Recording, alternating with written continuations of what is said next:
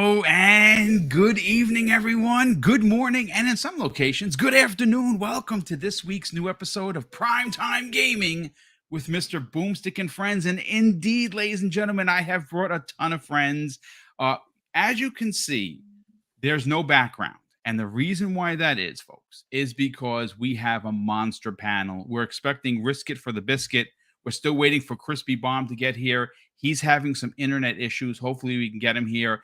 Everborn Saga should be here, or the Slanderous One as he's known. But we have an incredible show for you, one that is going to be spicy.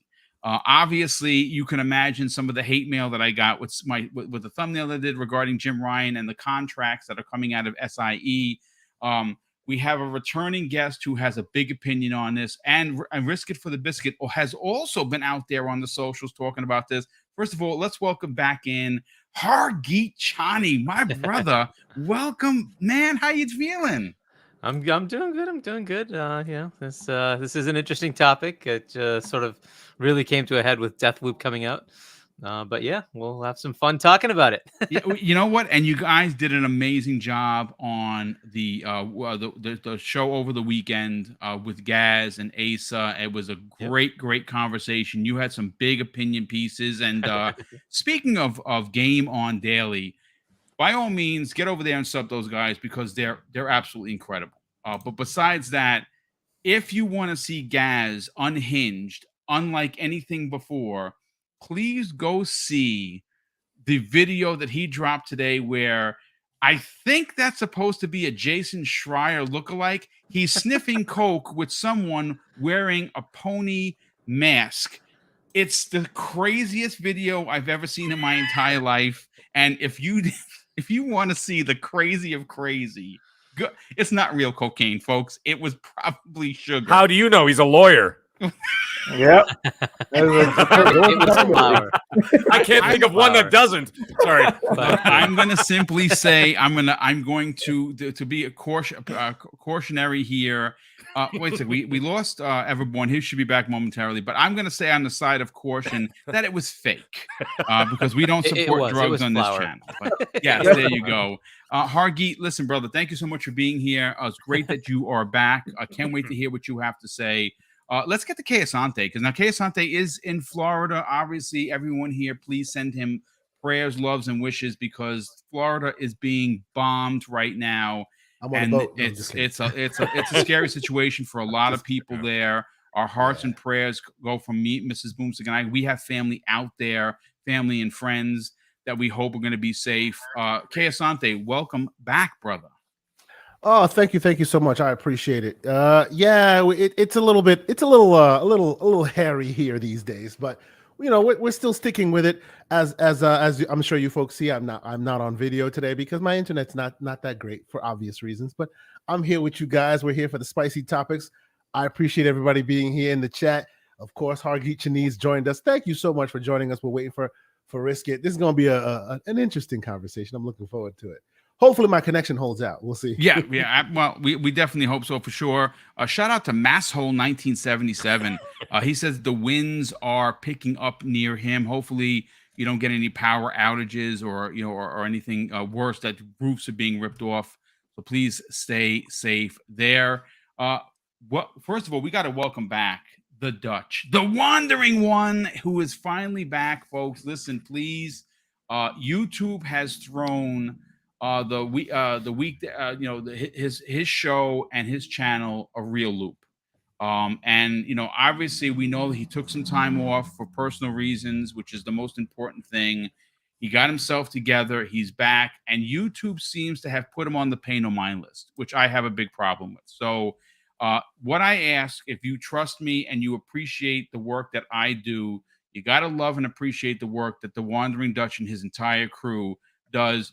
Get out there, help him by favoriting his tweets. Get out there, give him thumbs ups, watch his stuff. Dutch, how you feeling, brother? Welcome back. Yeah, it's good to be back. Yeah, it's getting used to streaming again and podcasting and everything again. You don't realize just how much it takes out of you until you've been away and then come back. Yeah, and how much you actually do. And I had a full month off. So YouTube's algorithm just thought I was deceased or something at that point. So it's like, yeah, no longer. So goodbye, channel. So yeah. Other than that, I am good now. I am good. I have wrapped my head around things, back into the swing of things now. Just getting into the grind. I'm looking forward to getting back in the discussions with all you chaps. I've missed you all. And great to be podcasting with Hargeet for a change. I don't think I've podcasted with yourself yet. I've been on Game On Daily many times now. Yeah. And I don't think I've ever podcasted with yourself. So Yeah. pleasure. Yeah, it's definitely great to have our Geet here, everyone here, especially to have you back, Dutch. So thank you so much for being here. Like I said, as the panel members come in, we will introduce them. But there's one that I have to reach out to and say hello. That's the Mag. Mag, how the heck are you? How was your weekend? Really, what you've been playing? Well, I got to say, first of all, it's an absolute pleasure to have Hargeet Johnny back with us once again for another show. Such a well-spoken individual. Everybody, you got to love this guy, man. I got to love it. And you know, the thing is, the man is always smiling. I don't know. I've never seen anybody so happy in my entire life. I don't understand it. But anyways, either way, absolute pleasure to have you here, brother. And of course, Dutch, Asante, Boom. Great to see you guys too. Everborn for 35 seconds that he was here.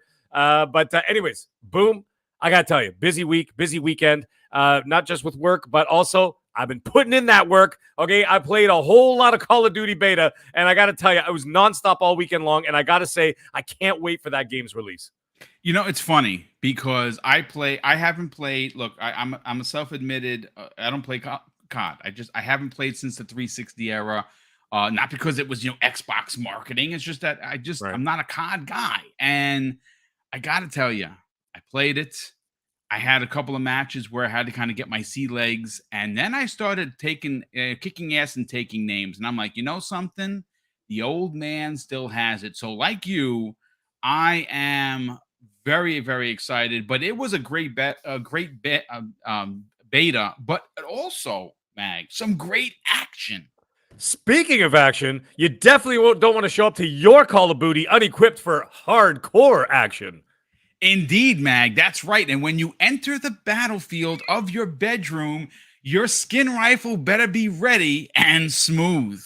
That's right. That's right, Boom. And that's why you need Manscaped. Whether you're in the gulag playing by yourself or team deathmatch with the closest of your sexual friends, you always have to have your weapon looking sharp with Manscaped. Boom, go and tell the fine folks at home where you can get a promo code for Manscaped and where you can see some of their fine products that they have this week at Manscaped. Well, I'll tell you right now, if you want your skin rifle to look prim and proper and stand at attention, you need to go to manscaped.com, type in the code DBG20 at checkout, and folks, you're going to save 20% off your entire order. But guess what? You're going to get your package cleaning materials sent to you for the price of free. All you have to do is go to manscaped.com, where you can check out all of their amazing products to make sure that your hardcore action on the battlefield is prim and proper. Salutes. Ladies and gentlemen, I want to thank Manscaped for 3 months, ladies and gentlemen. They sponsored the channel for 3 months. We are at the end of our contract. This was the tip of the spear, or the penis, if you want. Oh, wow. That Mag wrote. Once again, he has been the one that writing all the commercials. Absolutely astounding stuff. Big shout out to you, Mag. Thank you so much for helping me with this. But, ladies and gentlemen, as we all laugh, and I know we can't see I can't stop. Asante is probably crying right now. Can't see I actually was totally okay, and then I looked at Hargeet, and he kind of buckled a bit, and I'm like, that's it. As soon as he did, I started laughing. It was contagious. But anyway, sorry. The thing is, I write these in my office, okay? So when I'm at work and I'm supposed to be the big boss, and I'm sitting in the office and I'm writing stuff about playing with yourself in a gulag, and I'm trying not to look professional and not laugh. You know, I almost choked. It makes it just that much funnier. Great. But anyway, sorry. Go on with the show. Listen, folks. Okay, so as you saw by the thumbnail, which apparently has aggravated or pissed off a lot of people in the community, one of which that I had to block today, which we'll not talk about because, well, it takes a lot for me to block people, and unfortunately, it is what it is. But look, we are here today, ladies and gentlemen, to talk about what has been a hot topic for almost an entire week. And what we have learned in this week, folks, is that it has made the socials that Sony is playing what some consider to be a dirty kind of game when it comes to their contract writing concerning marketing deals. Now, look, as we know, they're the market leaders. So it's hard for a lot of people to want to go up against a behemoth like PlayStation, right? How many times have we heard websites say that we gave said game a bad review and now we're being punished because we can't get any games from Sony? Yep. That's a fact, folks. That's not a boomstick suggestion. That is actually happening. We have seen hit pieces written by places like GameSpot and specifically like places like IGN that seem that they were going the extra mile to throw their competitor under the bus, and their competitor being, of course, Xbox. We've also seen Sony do egregious things in the community, like, for instance, charging $10 for upgrades where Microsoft, gives it for free, charging $50 more per console in a recession, and in some places like the UK, where they've seen an 18% inflation rate raised to levels that haven't been seen in 100 years.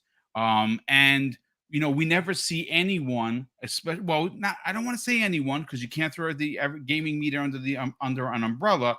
We haven't seen any of the major publications come out and go directly up against Sony for some things that I consider as a gamer to be egregious. But then we started seeing people put out there on the socials, like Risk It for the Biscuit, who let me see if he's here. Well, we got Everborn back. Let's see if we can get Risk It in here. Everborn, welcome back, brother. How you feeling? Hello there. I'm all right. Just dealing with some Windows 11 issues. Okay. Well, listen, you're back. We're happy to have you here. According to Kay Asante, you're going to have a lot to say on the wording on some of the contract talk that we're going to open up the show with. We are. Yeah. I'm going to be the Sony apologist tonight. All right. That's the role I'm playing. Okay. All right. Well, you can be the Sony. You like to be devil's advocate, and we appreciate that, and we appreciate the conversation that Kay Asante is going to bring. But I just want to get back to this. Risk It for the Biscuit put out a tweet that got him a lot of yays and a lot of nays, which is why I wanted to have him on the show today. And he wrote this: at the beginning of the generation, we were told that the Xbox Series S would hold back the generation. We now know that the hashtag PlayStation's lackluster hardware in the PlayStation 5, that is holding back gaming. That's why Deathloop nor Modern Warfare 2 can't implement AMD's FSR 2.0. Hashtag Xbox the most powerful console. And he actually put a couple of things in here that were pretty interesting that I thought was worthy of a conversation. He says that he put a I don't know who this was from, whether this is from Digital Foundry or what publication he got it from. That's why I wanted him on the show. And he put a clipping where it says, as stated in the contract with Capcom, Sony is limiting the resolution of Resident Evil Village on Xbox Series X to achieve technical parity with the PlayStation 5. And that is what has been written into the contract. And like I said, the contract is what it is. I have the contract here in front of me, and I'm going to read it verbatim, folks, because you know what? I love bringing, evidence, if you will, to the conversation, just so you can't say that I'm making these things up. And Article 1.4 of the document that I have in front of me basically says feature content and technical parity during the term and for 7 years thereafter. Publisher will ensure each version of the game available on the PlayStation platforms maintains content, feature, and technical parity subject to material platform limitations with any equivalent version of the game or DLC released on any competitive platform and or PC/mobile platform for an exclusive basis, or offer an additional or offer any additional content or any additional features or benefits to end users of the game on any competitive platform /PC/mobile platform on that exclusive basis. Now, again, this is, I'm sure there's going to be people in the chat to say, well, wait a second, Boom, I don't necessarily know. And you know what? I'm reading literally verbatim. Okay. Wait, real quick. Shout out to Risk It for the Biscuit. He said he's running slightly behind. He will be here soon. So we will come to him. Listen, Hargeet, I want to go to you first because you are our special guest. You also had a lot of incredible and very interesting and factual things to say on the show with Gaz, which of course, you know, Gaz being Gaz, he was hilarious. And Asa, you know, like I said, they're like the odd couple. Asa, straight. He's the Felix Unger. And of course, the Oscar Madison of the group is Gaz. And I absolutely love that about the way the thing runs. What are your personal thoughts on this? Because, see, for me personally, I kind of feel like this is Sony's Trojan horse into, and again, it's simply an opinion, right? I feel the reason why I feel this way, folks, isn't because I'm an anti-Sony guy. I have a PlayStation 5. I can almost guarantee I have more games for the PlayStation 5 than most of the Sony players that spit and piss on Xbox whenever they can. I have the headset, I have the camera, I have 3 controllers. I'm in the bag, folks. You know what I'm saying? So it's not that I dislike the system. It's just not my favorite system. My favorite system is Xbox for a multitude of reasons. But coming back to the conversation at hand here, folks, is listen, we saw the report that Risk It put in, or I read the report. I saw the report about the technical parity on the Capcom's versions of the Resident Evil 8. We have seen time and time again places like Digital Foundry come out there and do side-by-side comparisons of games not marketed by Sony, and every time after time after time, the Xbox version leaps and bounds beats the PS5 version, right? Now, there's some people out saying, well, you know, Boom, you remember Grand Theft Auto 5 when they re-released it. Let me just tell you this. I don't care how big Sony thinks they are, they would not be bullish with someone like Rockstar and 2K because they would squash them. If they were to come and be arrogant to them, they'd be like, oh, you want to be arrogant? Not a problem. GTA 6 not on your console. And then it would be disaster. So let's understand that the bully, tacticianness, if you will, that they use for the industry, and we've seen it time and time again, they're bullies, folks. Yeah. Sony are bullies, and we've seen it time and time again. But with all of that said, Hargeet, what are your personal thoughts on the contract that has been making the rounds? There's been a lot of back and forth with it. There's a lot of people on one side, a lot of people on the other. Is it a subjective contract, or are we missing something here? Well, so this is a fun one, right? So going back through a few generations, let's say we go back to 360. 360 used to do better than PS3, even though PS3 technically had more power. Most games came out and performed better on the 360. And there was no parity thing there going on because it was the way it was, right? Every game, it just seemed to be that way. With an odd case here and there, you'd have something that just happened to perform better on PS3. But there was nothing like, okay, hey, if it's running at 720 here, it must run 720 there. It would, whatever it was capable of, each machine did what it could, right? Going into the Xbox One, that seemed to be the same thing. And people keep telling me that, hey, Microsoft did the same thing. But I'm like looking at the same games, and for the most part, games ran at 900 or lower on Xbox and did 1080 on, whether they were money headed by Xbox or not. They were running 1080 on PS4, right? So Microsoft never did this. The One X is what changed this, right? The One X came out, trounced the PS4 Pro. That's just the way it is. It trounced the PS4 Pro, right? And Sony's like, well, hey, hold on. If we're going to money hat, why don't we just tell them they got to have the same resolution, right? And that way our games will look the same and people will say our platform is the same as theirs. And they, as market leaders, they have a lot more of these money hatting deals. They just do, right? and that helps them. So more of the games will come out and they'll be looking the same on their system, right? So that works for. So this is what seems to be happening. So around 2018 or so, they seem to be putting this in there, and we're starting to see a pattern of games money hatted by them that have the same resolution, right? And it's across the One X, the Series X, PS4 Pro, and 5.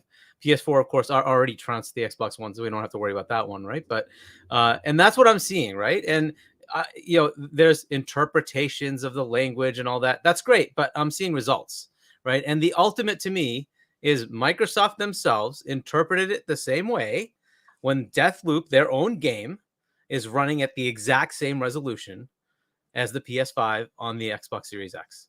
Right, and that's an id Tech based game, right? That's the engine they use is based on id Tech, and Doom Eternal trounces. It just trounces the PS5. It's 1500 something versus 1800 for 120 FPS on the Xbox Series X, right?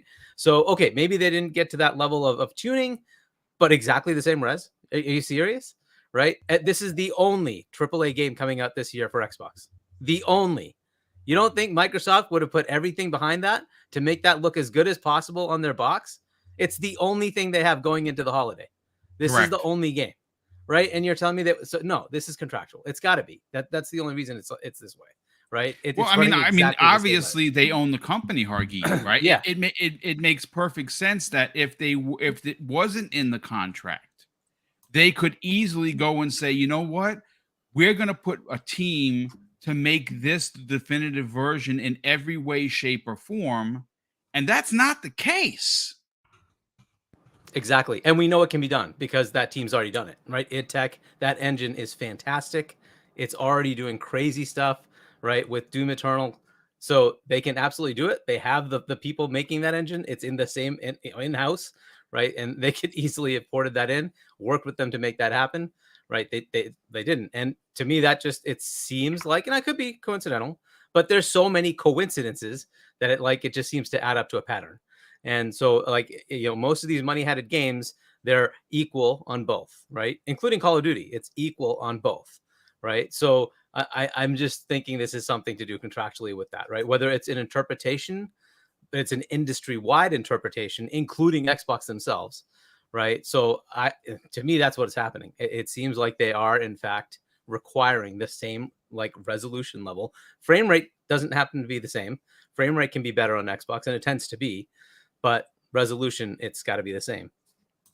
There's also the thing of technical parity, which is what I think Riskit was bringing up. Right. So I don't know if he's joining yet or not. But no, he's not here yet. Oh, wait, hold on a second. He might be here. Let me just take a look. I think he might be here. There's Riskit. There's perfect. Our friend down under. Yes. Go into the FSR piece because that would be literally technical parity, right? So that you're limiting features because your box can't do it. So Go for it, Riskit. Whoa, hang on. Riskit. How you doing? Yeah, how you doing, brother? Welcome back to the program. It's great to have you here with Hargeet. I opened up the show talking about the tweet that got you a lot of smoke. And I have that tweet in front of me. And of course, I'm talking about the one that you talked about, the technical parity. I'm going to bring it up right now. Let me just find it again. Just give me a second. First of all, brother, how you feeling? Welcome. Good. Yeah, I had a very, very long night. I've got a sick child, so he was. Dude, I'm so sorry to hear that, brother. I'm sorry. Sleeping. Yeah, it's pretty much a permanent thing at the moment. He goes to daycare, he comes home sick. That's just how it works. Boy. Well, listen, hopefully feel your pain, brother. Feel your pain. Yeah, the kid cooties are the worst. And you know what? I hope you and the missus and the rest of the family don't get sick because that's what usually happens. Mm-hmm. I don't have kids with Mrs. Boom. We have plenty of nephew, nieces, and godchildren. And whenever they come over, I get pink eye, I get coughs. It's the craziest thing. I'm like, this is why we don't have kids, folks, because they're gonna kill me. But listen, the tweet that I'm talking about, you said at the beginning of this generation, we were told Xbox Series S would hold back the generation. We now know PlayStation's lackluster hardware in the PlayStation 5.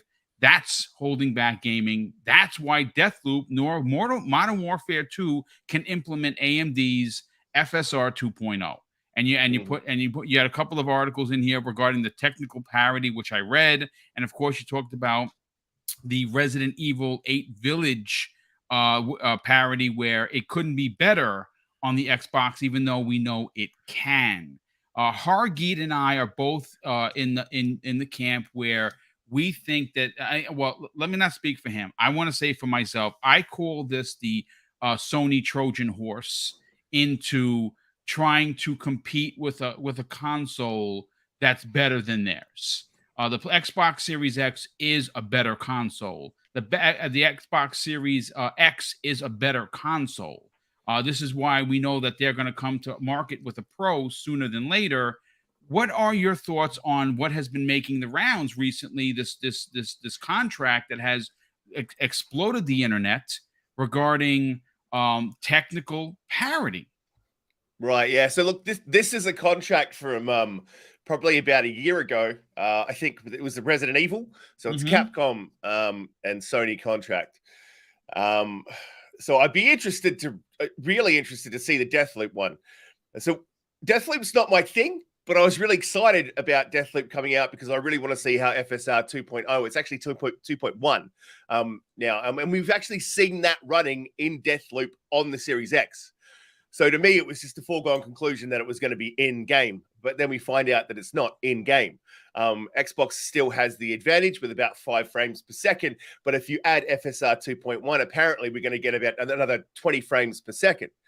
Right. So then I saw this contract, I read it, and I thought to myself, technical parity, and then feature parity. It also says feature parity in there.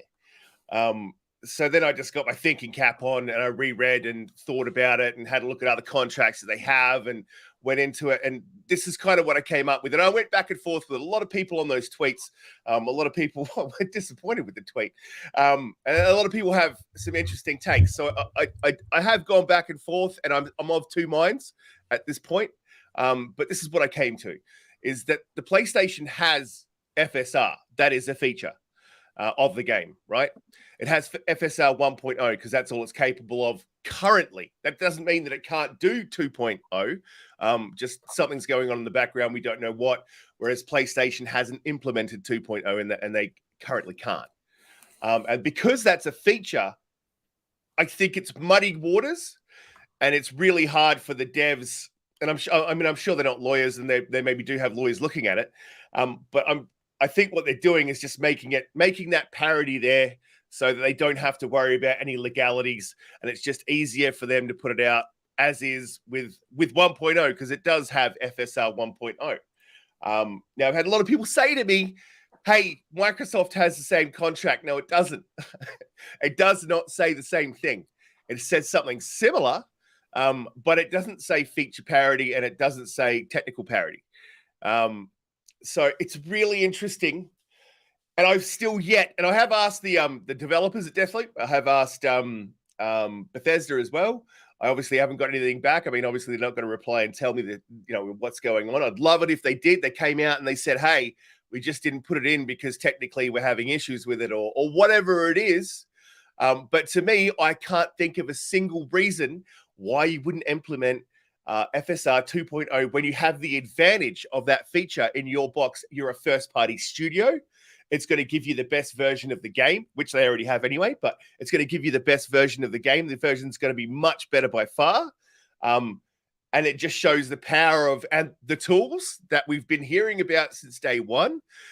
I just cannot think of any other reason why a first-party studio for a hardware producer wouldn't put in a feature that would make their game by far and away the best version. So to me, I really do think it's that clause. I've had a lawyer as well. I spoke to a lawyer about it, and he said it's unlikely that would stop them from putting in FSR.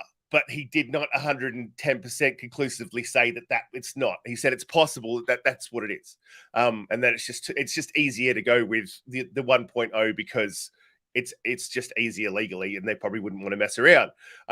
He said it's unlikely that would happen, but not impossible. And I've yet to have, like I said, anyone come to me and tell me a good enough reason why they wouldn't implement FSR 2.0. Now, a lot of people would say, oh, because it takes a lot of time. You got to think, this game's been sitting on the shelf for a year. just the whole year. It's sitting on the shelf. Yes. All they've done with this game is DLC. That's not a whole year's worth of work. Probably, it's a bit of work. Let's call it 6 months worth of work. FSR 2.0, we know from AMD, takes 2 weeks to implement. So there's just absolutely no reason why it wouldn't be implemented unless there's something contractual going on in the background. And you got to think as well, don't forget, right? And I'd love to hear what Everboard's going to say about this, but don't forget, guys, that there's parts of the contracts here that we haven't seen. So there may be something else, another clause in that contract that stops this from happening and going forward. And to me, it's just really, and you got to remember as well, Modern Warfare 2 is launching without FSR 2.0 on the Xbox. It's capable of it. That's a first-person shooter. An extra 20 frames would be pretty sweet, right? So why is that not happening? Very, very weird. If it's not the contract, I would be really interested to know what it is. And I was really excited, really disappointed to see that it wasn't in there. So if there's anyone at Xbox that is watching, if they could just put something out that let us know why it's not in there. Because, I'm at a loss to explain it other than that contract. Risky, can I ask you a quick question? I was going to jump in very quickly there, actually. In terms of, because I was speaking to Joe for Song of Iron the other day, and he was mentioning the difference between DLSS and FSR and the easiness of adding those to versions of the game. DLSS is literally just click of a button and DLSS is activated. FSR, on the other hand, is a little bit more tricky to get working, and that is potentially something more on the developer side as opposed to on the hardware side. I don't know whether or not on Sony, not having that implemented is a hardware limitation, or whether or not they just haven't got that update to the. Isn't DLSS more hardware specific and FSR is more software specific? Yeah. Hence the turnkey nature of DLSS. Because if you got the hardware, you hit the button, it's working. You know what I mean? Yeah. But please continue, Dutch. Yeah, very good points. But yeah, FSR seems to be more of an intricacy with regards to the actual kind of link up between the hardware and the software. Something that isn't as simple as DLSS to activate. For anybody who doesn't know what FSR is, of course, we keep saying this in abbreviations. It's Fidelity Super Resolution, which is the same as dynamic, scaling. DLSS, which is sort of remind me of the super. It's also a little bit misleading because it says Fidelity super resolution, but it's actually what it does is upscale 4K, takes the load off the GPU, and allows the GPU to run quicker, which basically gives you better performance. It's really a little bit misleading when people are like, "Oh, it's going to give us better resolution." Not really. It actually technically gives you worse resolution, but it upscales it. And then you get better performance. So it's essentially like AI upscaling, but to a better effect, a much better effect. To your point of deciphering these acronyms, it's deep learning super sampling, and that's the name itself explains exactly what it does. Mind went blank there. But it's all into, and as mentioned, FSR in comparison to DLSS, as Asante pointed out. DLSS is hardware based, so it is a case of it is built into the hardware, so you can just press a button and it's on. Essentially, on the developer side, it is that easy as well. FSR is software based, so it isn't that simple to implement. In terms of how it's implemented on the hardware front on both consoles, i.e., PlayStation and Xbox, again, that could be something around the toolset / GDK that they've got, and whether or not the GDK has been updated to include the newest version of FSR 2.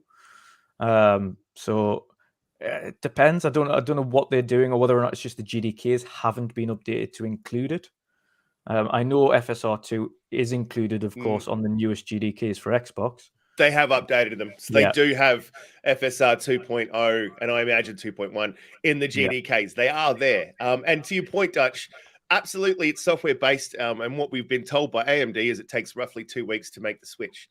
And I guess that would depend on team size and all that sort of stuff as well. But when you're talking about a first party studio who is making games for their hardware and they want to show off their hardware, if I was Microsoft, if it took a year, I would be like, you make sure that is in the game. 100%. Like Yeah. So 100%. I just want to, if I Wait, may. wait. I have a bone. Okay. Before you get in there, I got to thank Ice Cold. First of all, not only has he been a channel member and a huge supporter of the channel, he has dropped into the channel and he's gifted 5 Double Barrel Gaming memberships. That is awesome, Ice Cold. Thank you for very the much. generosity, brother.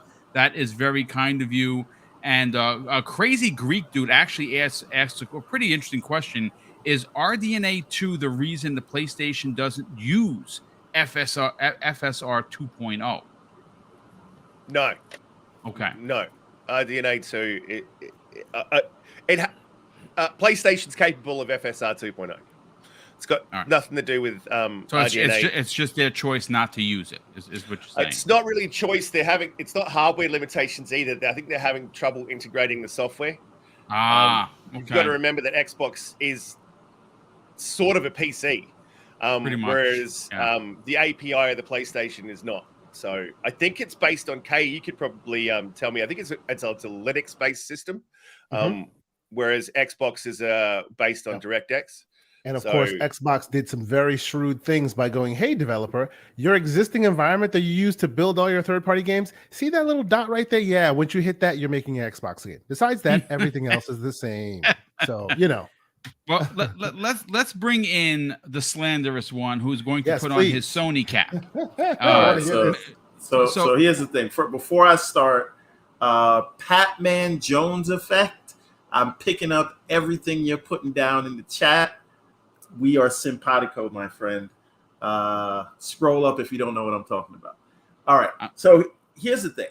I hear everything you're saying, Risk It and Hargeet and everybody understand it. I think this whole contract thing is much to do about nothing, right? Okay. We can say that there is some contractual legal reason for why a Microsoft-owned studio has not implemented FSR 2.0 in Deathloop, and they had a year. How much time did they have for Halo, and it's not there?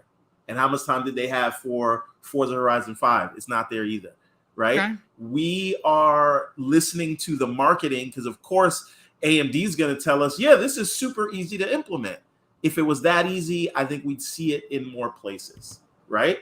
So I don't want to minimize the work, and I'm not saying anybody's doing that, but I'm just clarifying. I don't want to minimize the work of the devs because we don't know. They could have tried to implement it, and then it breaks something else in the game. There are so many systems that are interacting with each other in these things, and to that end, right? So we can't really say that this is some contractual reason. And even in the language from the piece of the contract that we've seen, it says where hardware permits or something like that. There's that place in the quotes. So there is a way out. And I beat up on Sony all the time. I just don't want to beat up on them for things they don't deserve because there's too many things they do deserve to get beat up on. So yeah, I'm not. But I'm going to let you continue. But here's the thing: what you're doing, and you're playing devil's advocate, and I appreciate that because that's what's going to make this a great conversation. I'm apologizing. No. Whether you apologize, you're apologetic for Sony or not is irrelevant. Here's the problem: you're talking about Sony. We're not talking about Microsoft. See, this is where you have to say, can we, as gamers who follow this industry as close as we do, give someone like Sony, who has paid developers a blocking fee, right? Who has charged their own people $10 for upgraded graphics and use of a controller that I spent $70 on. So in order to get the use of my DualSense, I have to pay this extra money. So just understand that what you're saying is you are giving them the benefit of the doubt, like this is not done on purpose. And I have to say, I think you're giving them too much credit. Well, but here's the thing. I don't know that I'm necessarily my position on this actually has very little to do with Sony, and I'll tell you why. And I told you this over the weekend on the phone. And if there is some sort of contractual agreement and people are actually signing it, and I'm going to sound mean for a second, but I need you to I need everybody to just understand there's a method to my madness, and let me bring it home. I think it's Microsoft's fault, right? And the reason I say that is because we don't like to hear this, but winning cures everything, to quote John Campea, right? What that means is if Xbox had a larger market position, no one would sign deals like this. If Xbox were to show the rest of the industry actually how powerful their box was, and I know we're talking about Deathloop here, but we're having a broader conversation about these kind of contracts because the contract we're quoting is something from Capcom, right? So if Xbox actually had first-party games that showed the actual power of the console versus what the marketing people told us, then that would give the rest of the industry something to strive for, right? So what Xbox needs to do, and they are addressing this problem, this is why they're buying Activision, that's why they bought Bethesda, that is why they're giving they bought Obsidian and all these other studios and giving them the time to make great things. But once they take the market share, you don't have to worry about these things happening. So when Microsoft starts to lock down exclusives because they're the number one platform, and when they have contracts that benefit them, I'm not gonna shed tears for Sony, so I will not shed tears for Microsoft now, right? It is incumbent upon Microsoft with their first-party studios to show us with the games that they can, to show us what the box can do. It's not upon third parties. So whether they sign a contract or not, your first party should be showing us how powerful that box is. And when they do that, then it will show people what's possible. And listen, people in the industry, they want to make great things. And if they see they can make the best thing on your box, they're going to do that.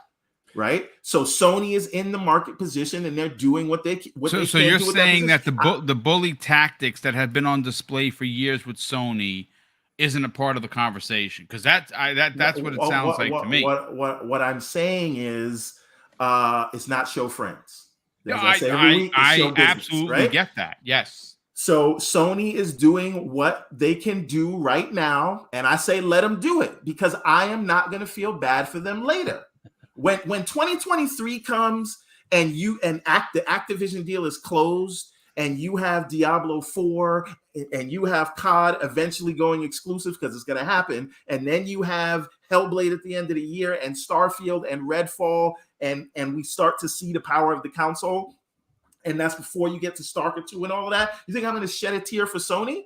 So we got to keep the same energy, right? Let them have their victories now. They're doing what they can do, but they won't be able to complete later on when we start really getting into Game Pass dominating and locking down bigger content and being in the cloud and all. Are you victim blaming Microsoft right now? Is that what's happening? Absolutely, I'm absolutely. Blaming them. Evermore, can I ask you a quick question? Now you were talking about first party games here. What happens when Microsoft starts making third party games for Sony? How do you feel? And I'm actually asking, how do you feel that's going to go? In which direction? Microsoft is making third party games for Sony. What do you mean? Like, for example, like at least for the near future, let's say well, first of all, we don't even know what Activision games are going to remain exclusive or what's not. You know what I'm saying? Like some of those games could remain third party forever. For all we know, I'm just saying. I'm just making an argument's sake. I'm happy, but go ahead. So I'm just saying. No, of course that doesn't matter to us as a consumer. But I'm saying from that point of view, how do you feel about that? Like in terms of would they implement any form of technical parity whatsoever, or would they completely make it so obviously different that you would want to, you know what I mean, to go with where the sausage is being made, so to speak. And I'll add to that, Mag, that is one of the inadequacies of the contract, because Microsoft is not going to sign a contract with Sony saying we're going to gimp our box. That's why I'm saying I'm curious to see what people think about where do we think that's going to go. Yeah, no, I get that part, and I think they're going to, I don't know if we compare Minecraft Dungeons to the Xbox version versus the PlayStation version. I don't know, and it's going to be hard to see because everything that we've seen from them so far have been either existing games that are getting updated or games that were contracted before they were purchased by Microsoft. So going forward, any games that are designed up front for the Xbox, I think they're gonna design them for the Xbox first. And if the PlayStation can't keep up, they just can't keep up, right? They said this first and best, right? They said that back before you believe they're going to be as malicious? Like, let's say, like for example, like what Risket was saying, they said they could upwards of like, let's say 20 frames per second on performance on, let's say, Call of Duty. If you would see like something so obvious, like such an obvious difference that they would just not care and just be like, yeah, this is the way it's going to be. Or so here's the thing: where I am now, are they going to carry them 2 years into the generation?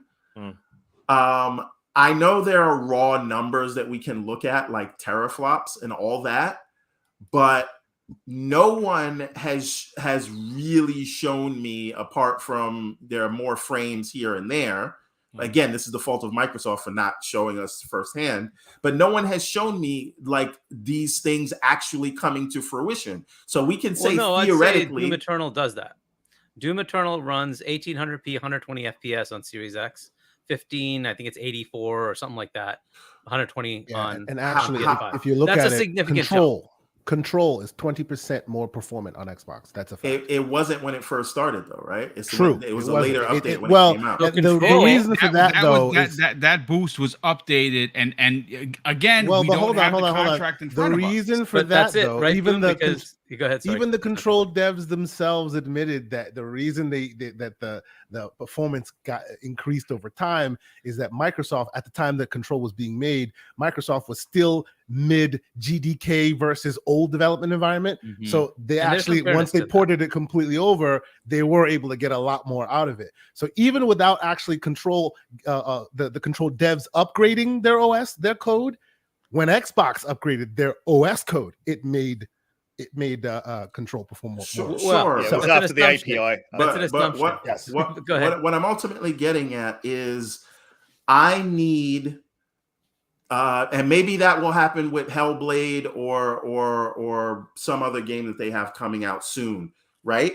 But what I'm saying is anything that they tell you when they're selling you on these new features, that is all marketing until it is borne out. And I know we've seen glimpses of it, but like undeniable things where you see, oh my God, this visually melted my face, and the PlayStation can't do that. I mean, look, it's not going to do that. It's going to be several hundred lines better. That's what you're going to get, right? This is not a night and day difference. They're essentially the same thing.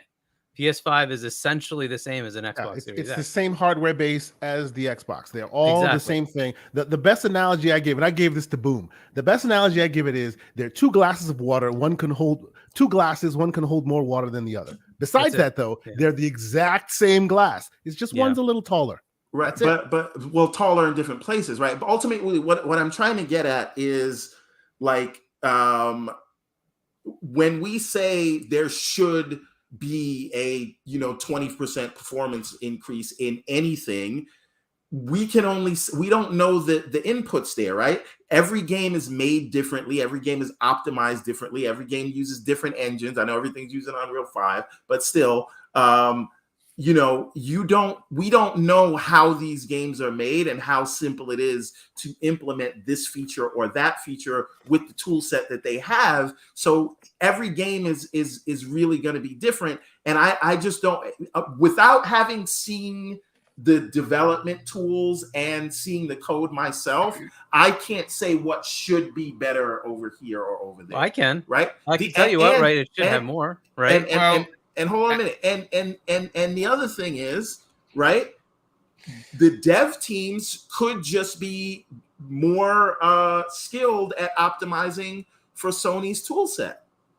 That's a reality. That's a fact. But see, here's the thing. There's a lot of assumption going on here when you are talking. Again, I'm just trying to say you are giving Sony way too much credit to do the right thing.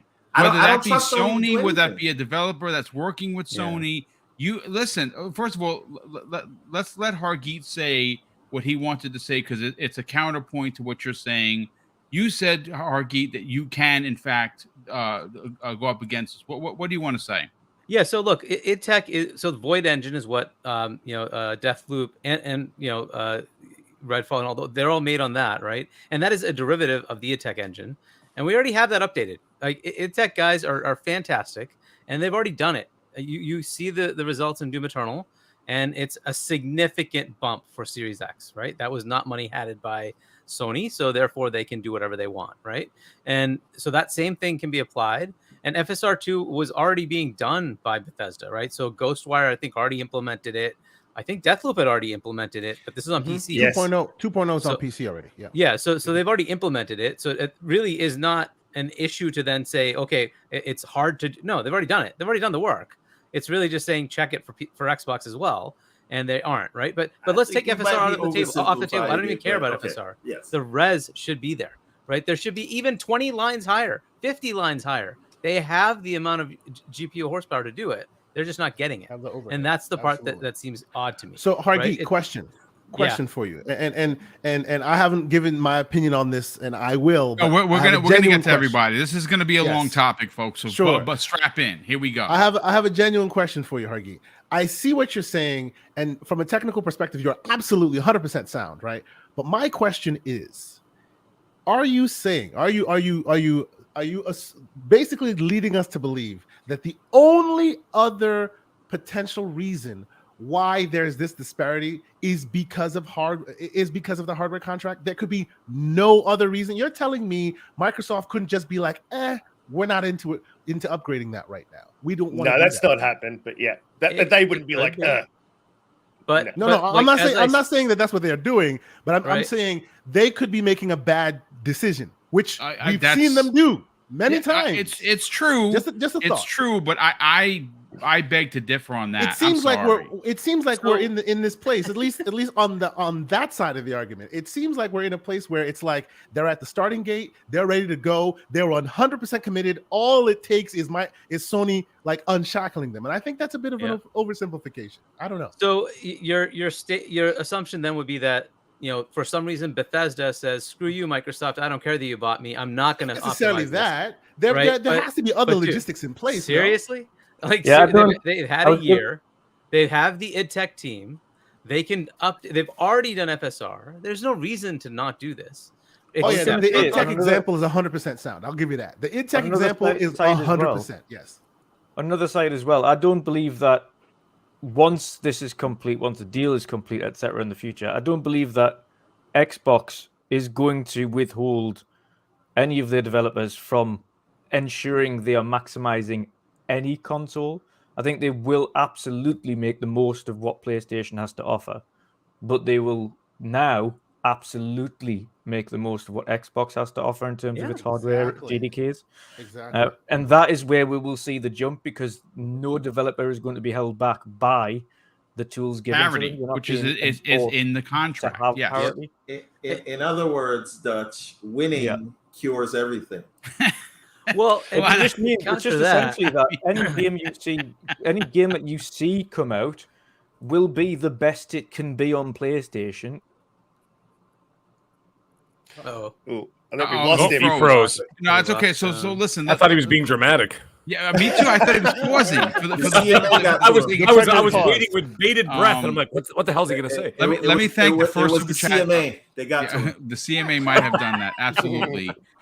We have Drawn TJ who drops not one but two super chats of $5. The first one, he says, "I like the format you're using. More panel members." Yeah, today is a bit of a conundrum. Normally it's just 6 of us, but obviously we wanted to bring in Riskit, we wanted to bring Hargeet, and usually we have a guest. And maybe depending on how this goes, maybe you guys want to see us instead of the gameplay. I'll poll the community and see what happens. We got 520 people here for tonight's podcast. I want to thank everybody. And of course, Drawn TJ drops an additional, or is it just DJ? Let me see. That's DJ. Oh, it's DJ. Well, DJ, thank you so much for being here, brother. He drops a $5 super chat and says, "Could Microsoft be holding back FSR 2.0 for Forza Motorsport?" I mean, that's a good. I'm not a technical guy, so Riskit, you want to answer that? No, They wouldn't do it. Okay. It's a Well, flat there you out go. no. Like this is what we're talking about, and Santi, what you're saying, and to some extent, no offense, wondering does what you're saying doesn't really make sense. I can't see a world in which Microsoft releases a first, and Everborn, you saying we won't see it with third parties. This is a first party studio. They have access to the tool. I'm not saying they're going to release a game that's going to be better on PlayStation. What I'm going to say is we'll see the differences because then, like on Xbox specifically, because they're going to be able to, without the restrictive covenants of the Sony contract saying it has to be technical parity. Without those, then it will naturally, of course, get the most out of both GDKs, and that's where you'll see the Xbox tool set, which is now available in full, to show what it's actually capable of without being held back.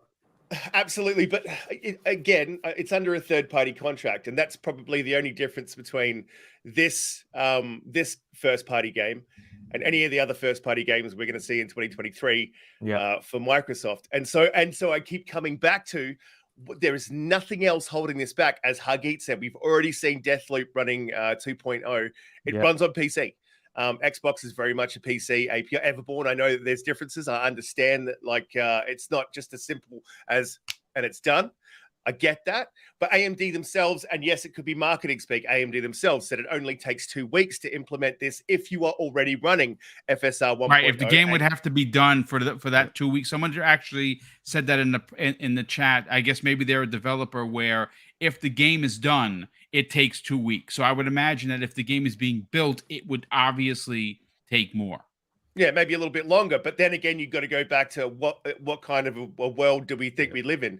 Do we think we live in a world where Microsoft wouldn't implement every single tool they possibly could, make it a mandate for their... I mean, I know they're hands off. I know they make bad decisions, Casante, but I don't think we live in a world where Microsoft's going to be like, you know what? You don't have to use all the tools. You don't have to squeeze out as much performance as you can.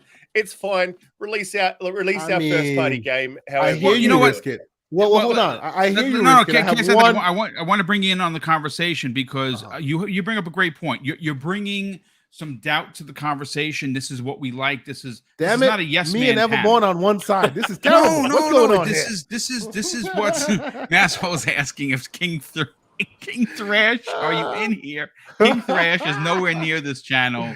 He is a troll. We don't stay away. We don't want or we should. I just said his name. Now my podcast is going to crash. If you say it 5 times in front of a mirror, he'll appear behind you. Anyways, so Keasante, let's bring you in on the conversation. Now, you and I, we talk every day. You had some great points. I do want to give you an opportunity to reiterate those points. I do agree with Risk It. I do agree with Hargeet, where I understand Microsoft has let us down. I understand that there has been some lazy development. I understand that Microsoft has done things that you just want to punch somebody in the face. I get it. I find it hard to believe that the only AAA game that they have coming out in 2022 would somehow have shortcomings or at least be on par with the PS5 when we know I hear you. The Xbox version could be better. Look, I am not 100. Look, no one on this panel, both whether it be Hargeet or Risk It or even Everborn, no one, Dutch, every point is very valid.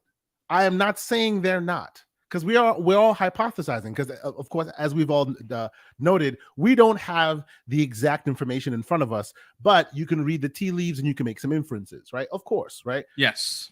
So I seriously, and I walked into this conversation solid on certain points, and now I'm not so solid on those points because you guys have made very good arguments for your case. I'm not denying that at all. Okay.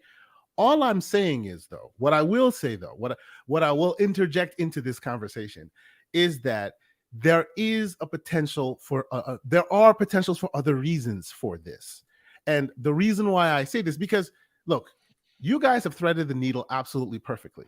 But what Microsoft has taught me,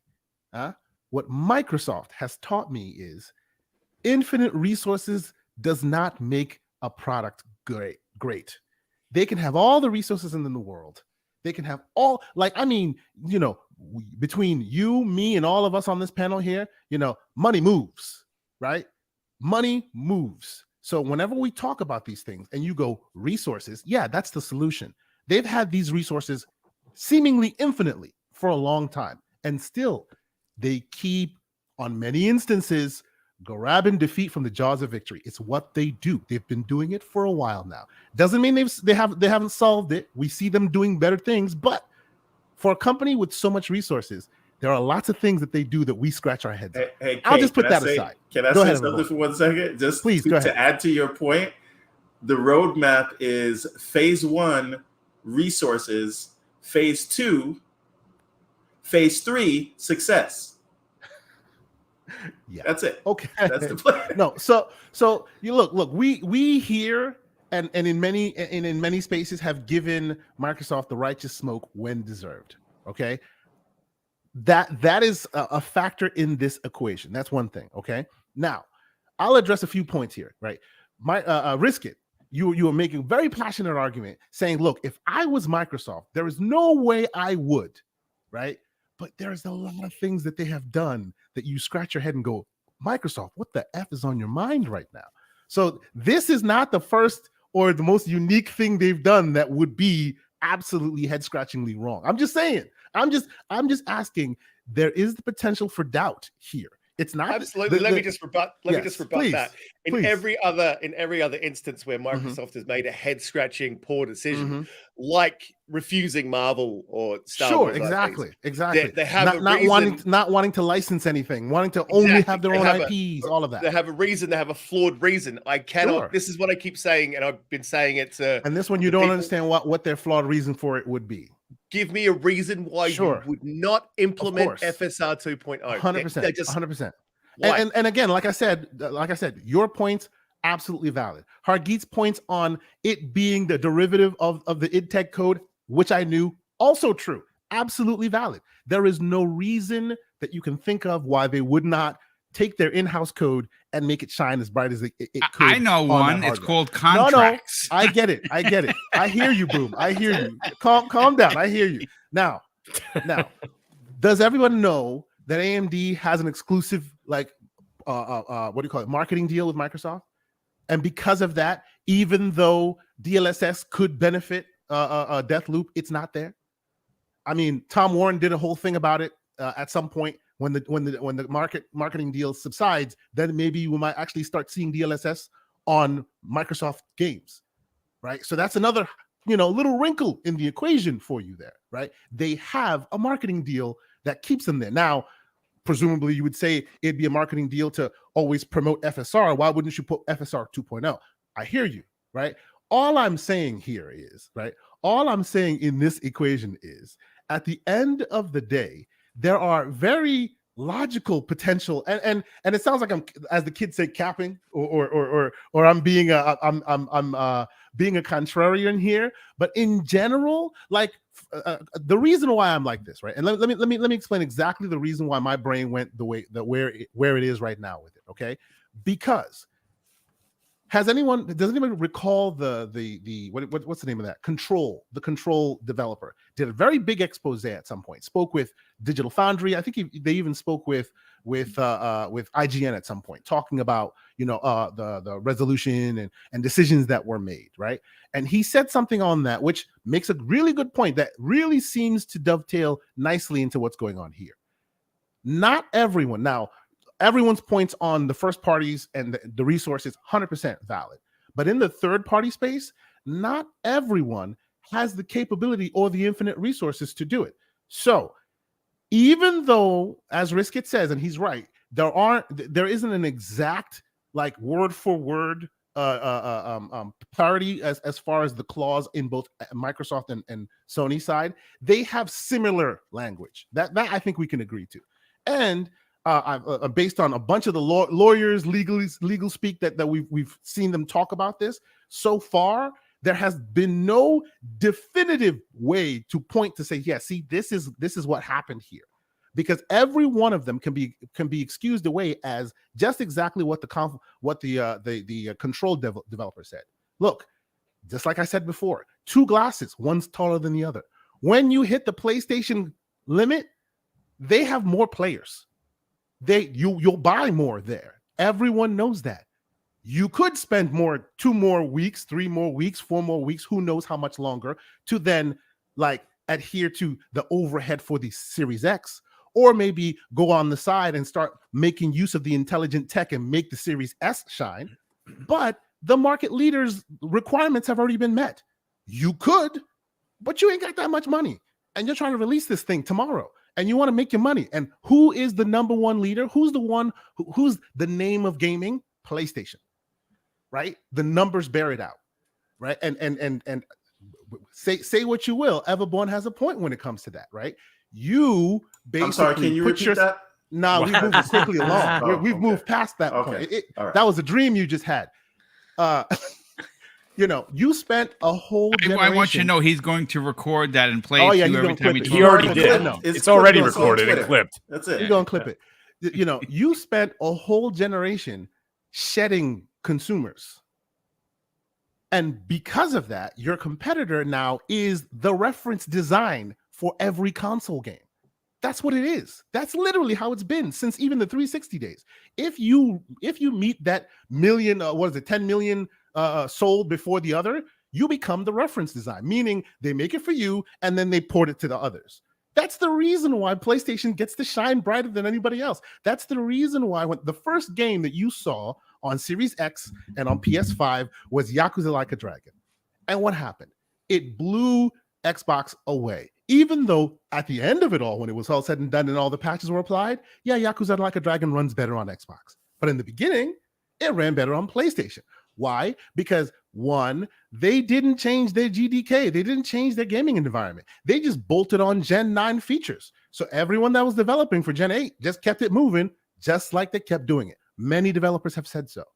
Ultimately, in the long run, Microsoft changing their development environment will work out in the long run and really benefit them. And we're seeing those numbers bear out now. That doesn't really explain a first-party game, though, dude. Like, Sure. I get what you're saying, and you're bringing up incredible points, but at the end of the day, Microsoft has one AAA game coming out in 2022. Yes. And it's a headliner. It's a headliner title for Xbox Game Pass. And you know what? It's also head scratcher, a game that was designed first on the PlayStation. On the PlayStation, and literally went all the way to the big show under the PlayStation banner. Look, me and Everborn were arguing this point, by the way. We're going to bring you in a second. Yeah, please. Yeah. And this is my last point. Me and Everborn were arguing this back and forth on the show. He thought that Deathloop should have been given a bigger budget, bigger marketing push on Xbox. Hey, big game, here it is. My thought on it was they've already kind of they've kind of blown the load pause, if you will, on PlayStation. So they kind of just dropped it. Hey, look, it's on Game Pass. I mean, can we agree that their marketing push on Xbox was lackluster? That's not true. That's lackluster. I didn't even know the game was coming out. It's on our TV over here in Australia, and you don't get very many games come to TV as an ad in Australia. So they did market it well elsewhere. Yeah, well, they didn't, maybe they didn't market it well in the US because they literally dropped it like it was hot in our market. They literally it's on buses, it's on bus stations, it's on TV. Like wow, that's awesome to hear. See, this is wonderful to hear. This is news to us for sure. Yeah, because we found out from Rand they dropped this thing. I didn't even know it was coming out in any other way. So can I say our North American audience, our North American panelists, can we agree? Everyone here that's in North America was relatively upset when if you were in North America, you had to stay up till 3:00 in the morning to watch it announced in another language. That's the fact. Yeah, wow. Exactly. Listen, so that's the reason why I'm thinking, hey, and all of this, right? Maybe I'm wrong in that. Hey, like I said, all your points are very, very valid, and I've come in here like listening to you guys going, hey, that's quite interesting. Your points. The reason why I'm saying they didn't spend too much energy on in this arena is because even in the marketing to us, they didn't spend. They just dropped it into Game Pass. But to not be technically better when they can just because they don't want to be bothered. It doesn't make any business sense. You're Yeah. trying I mean, to again. You have one game coming out this year that would be considered AAA. To sit on your hands, I get it. You know, Everborn makes a great point. Asante, you make a great point. PlayStation does things their way. Xbox sometimes does things that make you, again, you scratch your head. I can't honestly believe that that's the case. But we got to get to Dutch. We got to get to Mag. Mag, let's grab you, because just in case you got to bounce out of here. What is your rebuttal to all of this? Listen, first of all, I want to thank everybody on this panel right now, and for enlightening me. I would have been more than content to just sit here and listen and learn, because you know what? When I'm out of my league on a subject and I don't know all the little details and the technical details, I'm not a tech guy. Everybody knows this. I am more than happy to sit and learn. Even at my age, at 47 years old, I love to learn still. So it was really great to listen to all that. So what I decided to do, as to not make a fool of myself and not try to get involved in that conversation, I wanted to attack something from a different angle. And why I was going to talk about very briefly and let you guys get back to it. Because like I said, this is like a seminar to me. I love it. And you'll even see that reflected in some of your super chats. So people are like, I love this conversation. Probably because let's say less than 1% of people know any of this stuff. Right? People pick up a controller, turn the TV on, and play. They don't know anything out about DLSS and all this other stuff. And I don't even know that stuff. You know what I mean? So it's, like I said, very interesting. However, my thing is perception. And this is where this all comes down to something that's been going on since the beginning of this generation, since the beginning of the PS5 and the Series and the Xbox Series consoles, has been all about perception. Right. And when these things come to light, this all comes down to this ABK deal, which is something for people who've been very critical of Sony. I find this to be a very interesting topic. And I find this entire story, basically this entire deal, is very interesting because it's brought everything to light that we have been talking about for years. And it's literally justifying everything that we have said for years. And it's basically just saying, hey, you know what? Everything that we've been saying, there it is. It's coming out now, and I'm glad to see it's happening. However, a lot of people aren't glad. Boom, I told you about what happened to me about 3 days ago, right? I put out a tweet, obviously not on a technical level. All I said in the tweet was, now that this ABK deal is bringing things to light, Sony should not have shook the tree, because the rotten fruit's starting to fall down, and everybody's going to start seeing it. Boom, I told you what happened in less than 40 minutes. You had to pull down the tweet. I had to pull down the tweet. I had 480 likes in 40 minutes, maybe about 11,000 views, and then the threats started coming. Imagine that, like, folks. I didn't. He was threatened. Like, I honestly, was threatened personally. Crazy. I had people coming after me. I had DMs, all this other stuff. People were saying all this thing.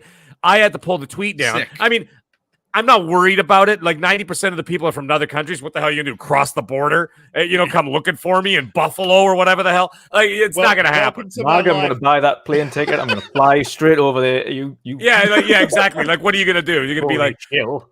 the nature of your visit, every sir. every time I tweet anything, it's exactly what happens. I am pulling that shit down.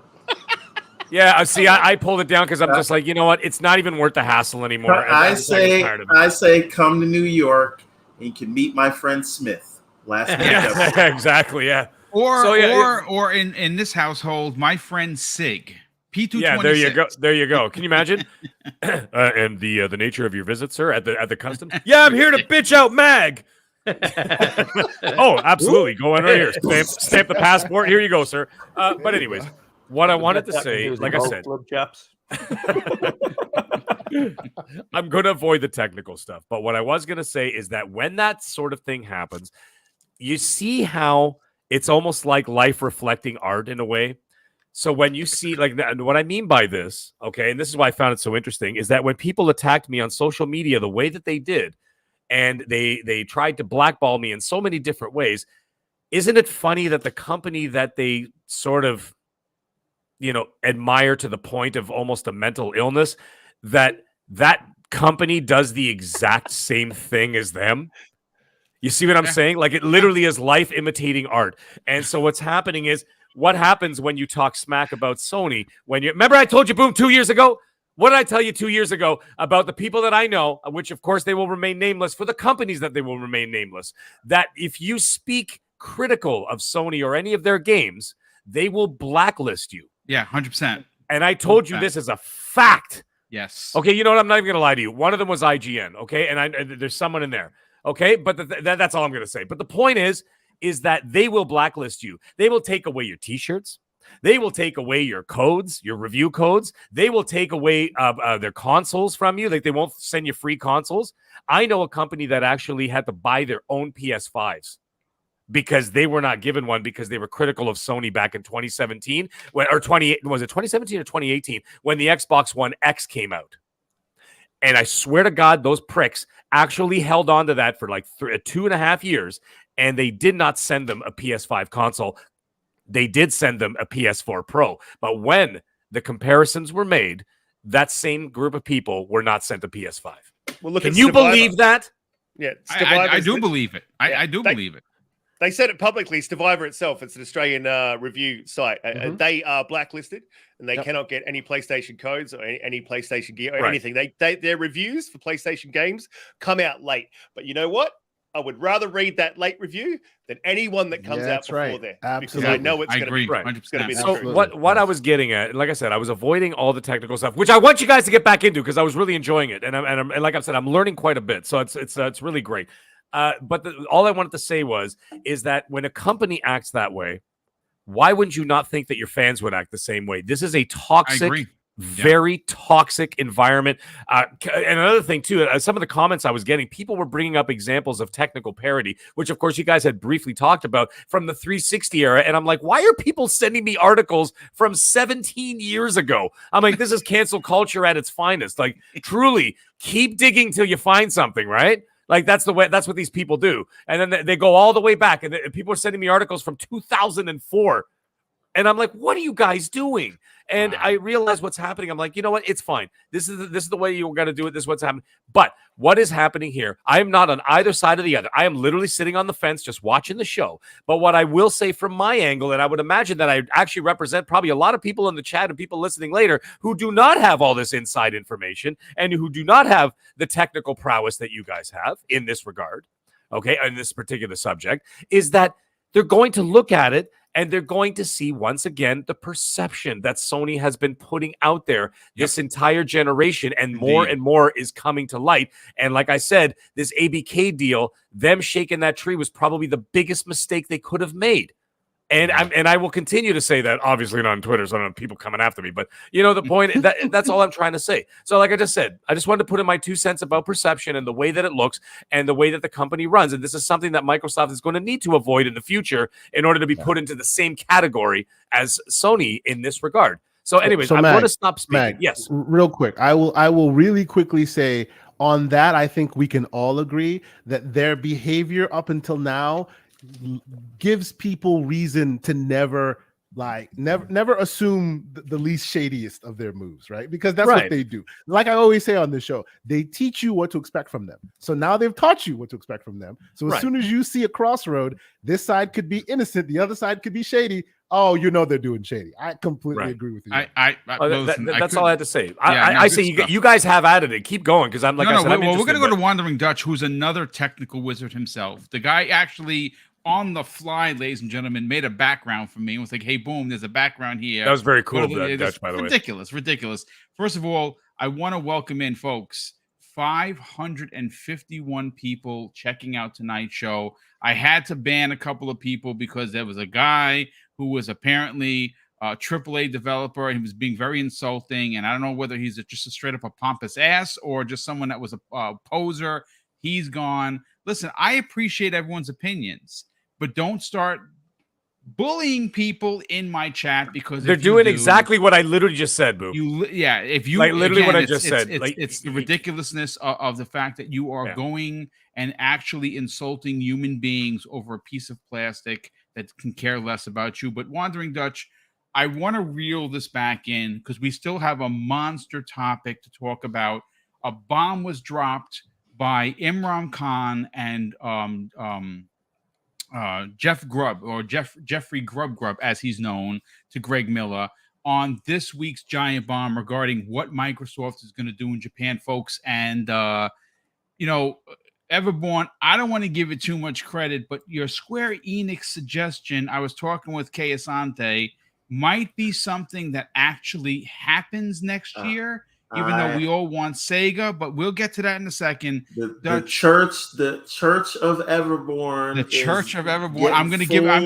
As soon as the thing comes around, I'm dropping $10 in there. Don't worry, I'm not going to short you. I'm gonna drop it into the thing as the money hand thing goes by. But Wandering Dutch, everyone here has made great points. Kay Asante has made amazing points. Same thing for Everborn, but also so has Riskit and Hargeet. And actually, Mag, like I said, I'm in Mag's corner. I'm not a technical guy.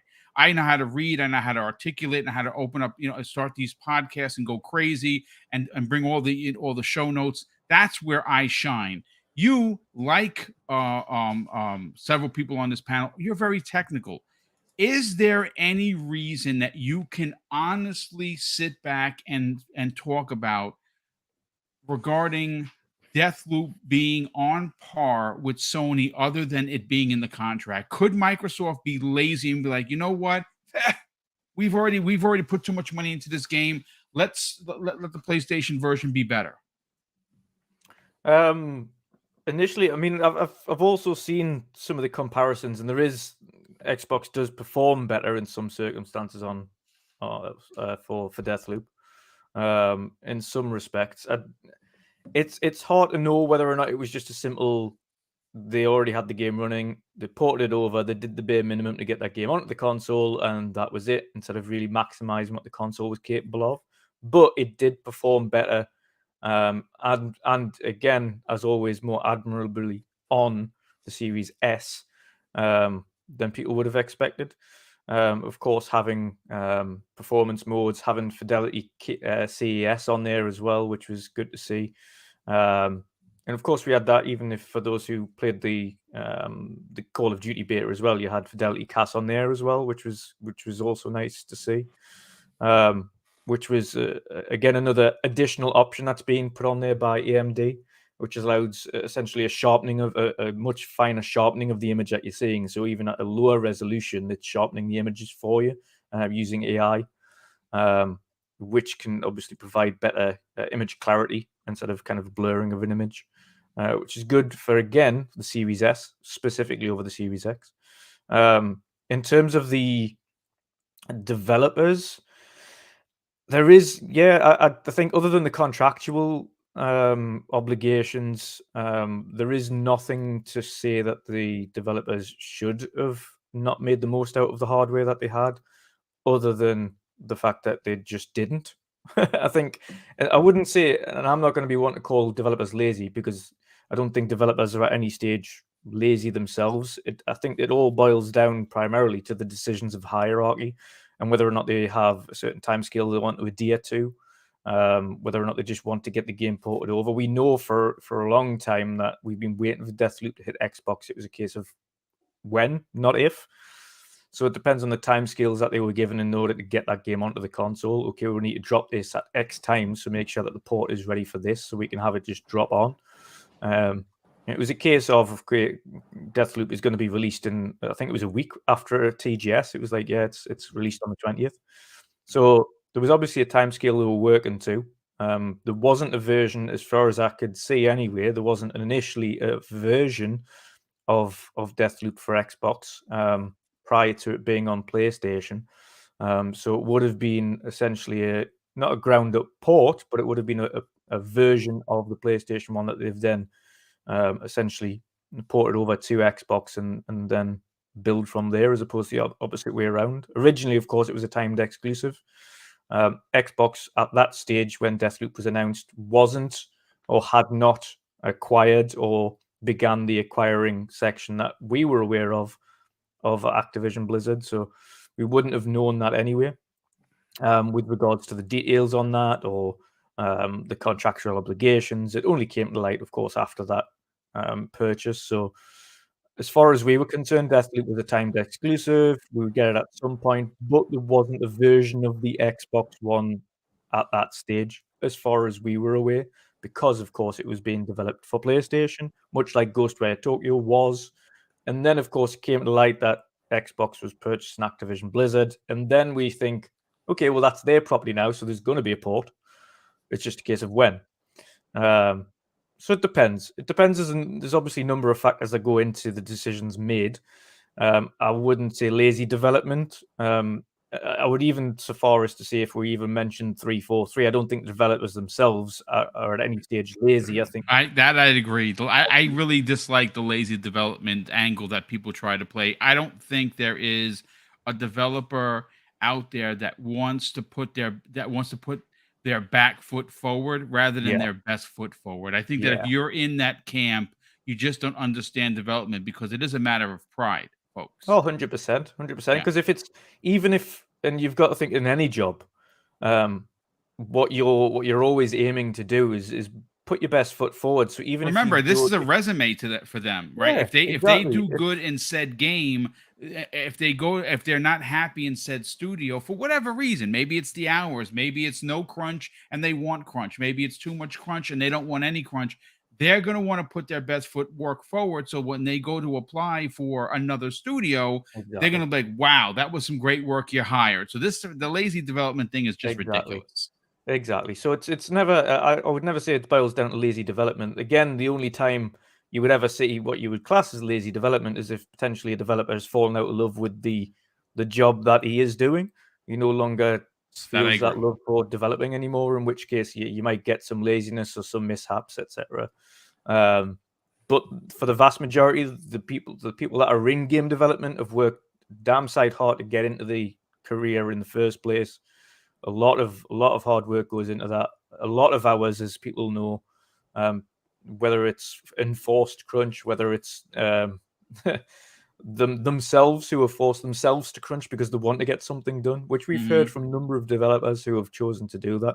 I think the versions that come from Sony to Xbox, it boils down to, I would say, more managerial factors than developers themselves. I think depending on what they want to just get the port out, whether or not it's again another case of, and we've seen this specifically over the tail end of last generation coming into this gen, is a case of get the game out, worry about patching it and upgrading it and performance boosting it later. Like, get it out and it's stable, and we'll worry about adding those patches, those updates and improvements at another update further down the line. We've seen that consistently over the tail end of last gen and this gen. And I don't know whether or not they just need to get out of that, because originally when we had games released, it would be the best version of that game initially, or essentially at release, that you would get. You now have a situation, and we've spoke about this with content and things now as well, is they'll release the base game and they'll worry about adding things to it later. Like, you never had that problem in the past. Now it's a case of they can release the game and you know that they'll update it day one. You'll know that a month down the line they'll keep checking and they'll update it again. So a quick question for me, Dutch, and I don't know if this is the case or not. Maybe Hargeet or Riskit might know. Do we know any verbiage in the contract that speaks to when any updates can be made, like exactly to what? So that's another thing. It's at launch, it has to be parity, and then it can change later, which is why surreptitiously 6 months, 9 months, a year later, they suddenly are better. I've got one that I would like to throw out there. I don't know if you're all set, Dutch. If not, then no. I was going to say in terms of that as well. The contractual thing, again, it's case by case, so it depends on how much that particular game /IP Sony wants to be parity, and for how long for. If it is a big game, the likes of Call of Duty, etc., which we've spoke about many times, naturally that contract might have parity for 1 year, 2 years, 3 years, and then performance gains can be made, etc., further down the line. But by that point, developers will just, you know what it is, move on, right? Yeah, it's done now. So it depends, I suppose, on the value of the IP to Sony. If it's just a smaller game, like a timed exclusive, you're going to see parity for at least 6 months, and then worry about that later. Like, it's after that, whatever. Hey, Hargeet, you know what feature that the PlayStation won't be getting? What? For Deathloop? The sequel. That's true. So here, if you want, it is what it is. Proof of this, I'll give you this. Okay, Call of Duty. Nobody can tell me that Call of Duty doesn't push the hardware, right?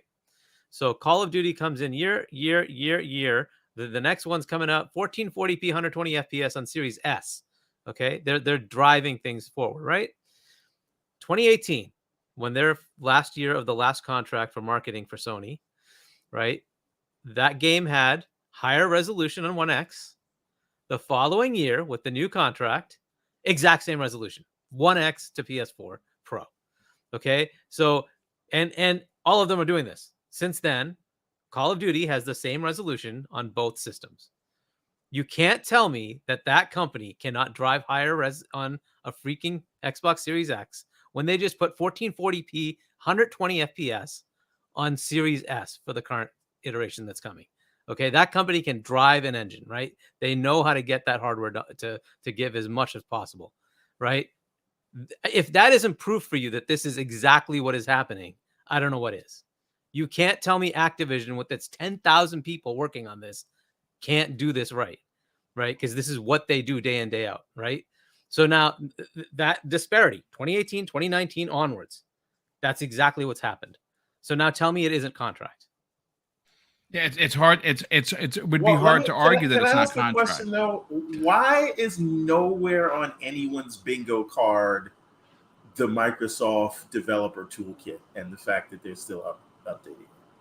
That's exactly what we're talking about. That's what we're talking about now. Is they have the tools there? They're active. Yeah, we know they work. We know they can be implemented. But why aren't they being implemented? There's only no one's implementing them. So why do we go to the contract? Because there's no other reason. The 1X versus the PS4 Pro. Okay. 2018 resolution difference. 2019 same. Explain to me if any of us like, what about Microsoft's games? The ones that are not in contractual agreements with PlayStation. What about the non-multi-plat games? We haven't seen any. Why doesn't Grounded use this stuff? What do you mean? So, like, okay, this is kind of a problem, right? You're looking at FSR2 and saying that is the only thing. FSR2 allows you to do a frame rate bump. I'm just saying the res is available to you. You can have higher resolution on a Series X over PS5. It has a higher performing GPU. You should have higher amount of res. That's just but it's not that simple. We don't know what other things they're doing in the game. We don't know what memory they're using. We don't know any of those things. And you could be right. I'm just saying we don't. Did the same. But here's the thing, though, dude. The reason this conversation even happened is because there's a contract running around that Sony doesn't want people to see. Their bad behavior has been on display since, like the mag said, they shook the tree and the rotten fruit has fallen out. That's why we're having these conversations. Sony doesn't want you to have these conversations. Their fans don't want you to have these conversations. We're having this conversation, but look, at this point, we're 95 minutes into the show. Right. Obviously, we're going to go into a little bit of overtime simply because, well, we have another monster topic. I gotta pump the brakes on this one, folks. I hope you enjoyed it because it's been one hell of a conversation. Everyone has had great points. That goes from Everborn to Keasante to Risk It to Hargeet to Wandering Dutch to Mag and myself. I think that we have really driven these nails home. I think a lot of it can be suggested as being subjective, but I think that there is a lot of evidence to suggest that because Sony is who we thought they were, they would go out of their way to do extra things contractually to make it harder for Xbox. We've seen it time and time again. No one is making this shit up, folks. This is all a straight up, all you have to do is go looking for the facts. We provided those facts to you. I mean, just look at the contract, the way it's written. And I have it in front of me for a hot second. I don't want to go too much into it. I'm going to read the features and content parity aspect, and then we're going to move on to Xbox in Japan. This is the written contract for Xbox. Look at the difference in the wordage. Each base game and game feature will have at least the same features and content as any corresponding version of a competitive platform product, including all localization, publisher, subscription, support for the record and share, gameplay streaming, remote access, and cloud streaming features. And see, it says see sections 11.4 through 11.7. Multi-platform saves and packing content from publishers subject to platform limitations. Yes, it is very, very similar. But this is where the contract differs, where it goes from someone wanting to shake your hand, as in Microsoft, and someone that wants to bully you in the corner with the knife to the throat. This is what the rest of the contract says. The parties will work together in good faith to address any platform limitations that may impact feature and content parity for the Xbox console version. And I repeat that. They will work together in good faith to address any platform limitations. That is a much different conversation than the way it's drawn up with Sony. And I listen, we could spend another 3 hours on this. I am not. We're gonna get into what's going on in Japan. And like I said, look, at the end of the day, if you want to give Sony credit because you see it a different way, you go ahead. And that means for anybody. You give them all the credit you want. Again, we have literally documentation as stated in the contract with Capcom. Sony's limiting the resolution version of Resident Evil Village on Xbox Series X to achieve technical parity. That's a fact, folks. So that's why when I read that and I think about what's going on with Deathloop, and again, it could be suggested one way or another. Maybe Microsoft doesn't want to invest any more money in their own game. I find that hard. It's a hard pill to swallow for me personally, but I do want to move on. Last 2 words on this is Occam's razor. That's it. What is it? Occam's razor. What's that? I'll tell you later. But okay, everybody listen. chat, look it up. Well, look, the easiest thing is usually the right thing, right? The easiest. I see what you're saying. Okay, well, listen. Before we move on to the topic, I'm going to go to Mag first because he's got to get out of here. I do want to read the super chats. There's been quite a few of them.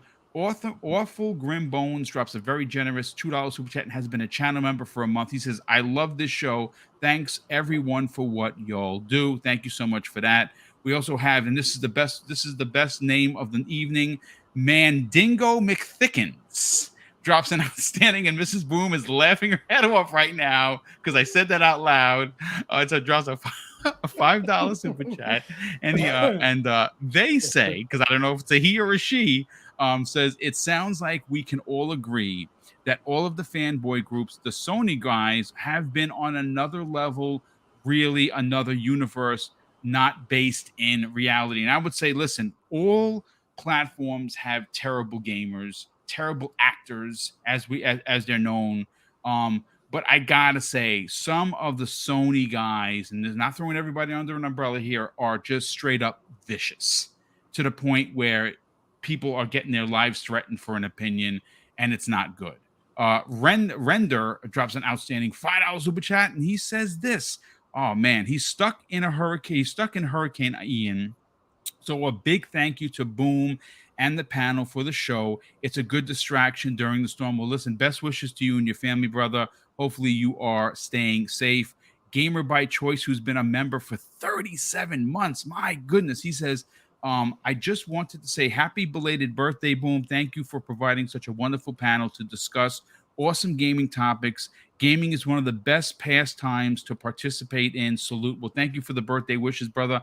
Thank you for being a channel member for so long. Cody Uton drops an outstanding $7 super chat and says, Phil should tell Dance Moves Ryan to shut up or they will buy Square and make fantasy exclusive. Funny you should say that. And we're gonna get into that. We're gonna get into that. And I love the show, Boom. I never miss one. Well, Cody, thank you so much for the generosity, but of course, thank you for the compliment as well. We also have Shooter, who drops not one. He actually dropped a one over here. Let me find it because this, for some reason, I didn't get it over here. And a big shout out to Kayasante, who's been throwing these in. Shooter drops an outstanding $10 super chat up front. He says, "Good morning, Boom," because he's in Australia, and says, "Good morning, Boom, Mrs. Boom, Kayasante, Dutch Mag, Hargeet, Everborn, and Risk It. Finally felt well enough to join you today." Well, dude, I'm so glad you're feeling better. And of course, obviously, thank you for the generosity. And he drops an additional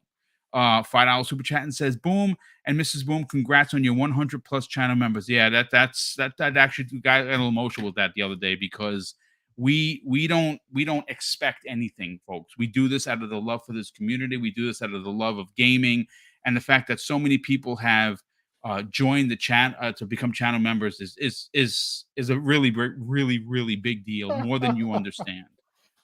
We also have last super chat. Get that one. Super chat from Mandingo McThickens. He drops another $2 super chat and says, "In the words of Austin Powers, I'm a man. Yeah." So thank you so much. That's great. All right, folks. Let's reel it back in, and let's get into what was said over the weekend. Now, Imran Khan is a journalist. He likes Sony, which we know from his days over at Kind of Funny. I like him a lot as a journalist. I do. I like. He obviously, shout out to him. He just got engaged. He put that on the socials over the weekend. So a big shout out to Imran Khan and his girlfriend. They're engaged. Congratulations on that. He was on the Giant Bomb podcast. Now, I don't know if he's there normally, because I haven't watched Giant Bomb in a long time. But I do know that Jeff Grubb is a part of Giant Bomb permanently. Shout out to Jeffrey Grubb. He's a good friend of mine, good friend of this community, great friend of the channel. They were talking specifically about Xbox in Japan. And what they had to say was not only very interesting, it's what is probably expected to happen after the ABK deal goes through. And Imran Khan said, and I quote, that he knew for a fact that Microsoft not only had spoken to developers in Japan, but publishers. Now, he also said that he didn't know how long, or where those talks have gone.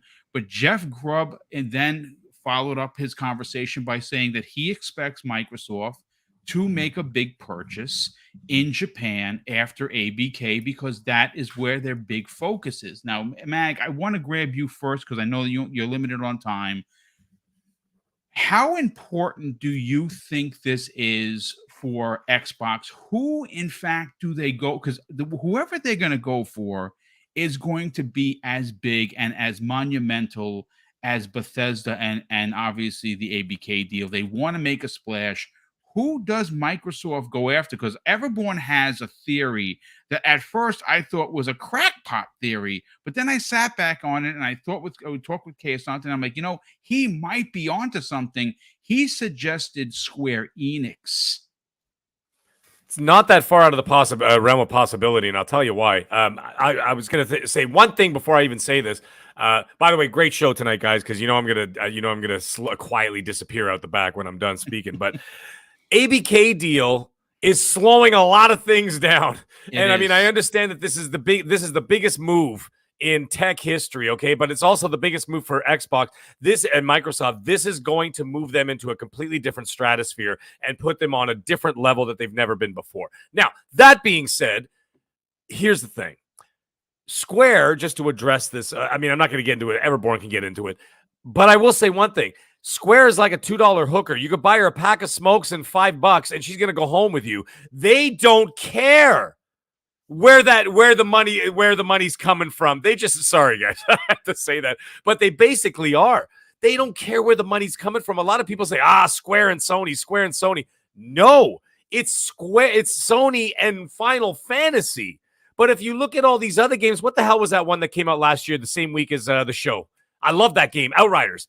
Okay, that was them, wasn't it? Wasn't that Square or a division? Well, Square published it. It was made by People Can Fly. People Can Fly, right? Yes. Yeah. Okay, but it was still Square. Then we had Guardians of the Galaxy. I know it was part of their Western division, whatever else. They seem to have more, a lot. They seem to push more of their Western division games onto the Xbox side. That showed up in Game Pass. Same thing, right? So it's wherever the money's coming from, it seems like that's where Square wants to take it. So it's not out of the realm of possibility that if Microsoft walked up to them and says, hi, $20 billion, they're not going to balk at that.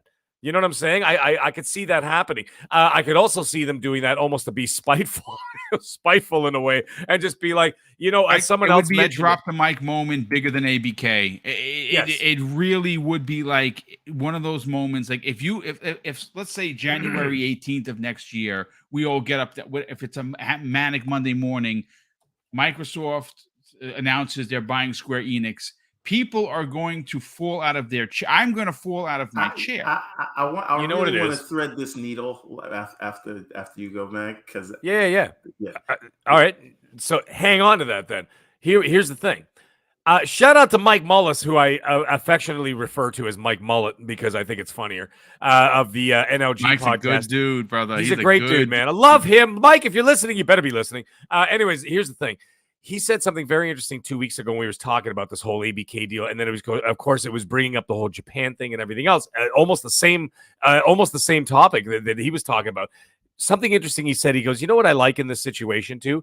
It's the end of the Justice League. You know when Clark Kent and Bruce Wayne are walking around and they just get Martha's house back, like Superman's mom, and they just get the house back, and Clark Kent turns to Bruce Wayne and says, how'd you get the house back for my mom? And he goes, I bought the bank. There it is. You see what I'm saying? That's the same thing. That's when someone could turn to Microsoft and go, man, how did you get Final Fantasy away from Sony? That's when Microsoft could turn around and said, I bought the bank. Right? So that they call the shots. There is nobody calling the shots beyond that. You can't call the shots if you own the damn bank. If you own the money, no one can strong arm the money from you if you're the one making it, right? So that's what I see there. Now, that's just a side. That's just a conspiracy, just a side thing. I actually think it's going to be something a little bit different. Here's the thing: you got to understand the way this whole Japanese market works. A lot of people say, we need the Japanese market. We need the Japanese games on Xbox, but the numbers don't reflect it. I don't give a shit. I don't care what excuse me. I almost said, I don't care what anybody says. Is that the numbers don't reflect Japanese support in North America and the European markets. Not the same way. And I'm not talking about like the mobile games and the Genshin Impacts and all that kind of stuff, and even the Capcom games. These other more obscure games are not being supported. Some of these games are coming into Game Pass. They're doing all right. Some of these games are coming to the Xbox ecosystem. But here's the thing. They're not being supported as much as, So how do you cure that problem? By not going after some other developers. You got to go after a name that the European and North America market know. CD Projekt Red. Only no. Sega. Oh, yeah. If you're going to go Japanese, you're going to go Japanese, talk about it. If you're going to go Japanese, you have to go with a name that everybody in the Western world knows. No, not everybody in the Western world even knows all these different Japanese games and Japanese developers. Some of the people in the community do, and they're like, "Oh, this game came on Game Pass, fantastic!" Everybody's like, "What? What game? Who is this?" Right? They don't know, but everybody knows Sega.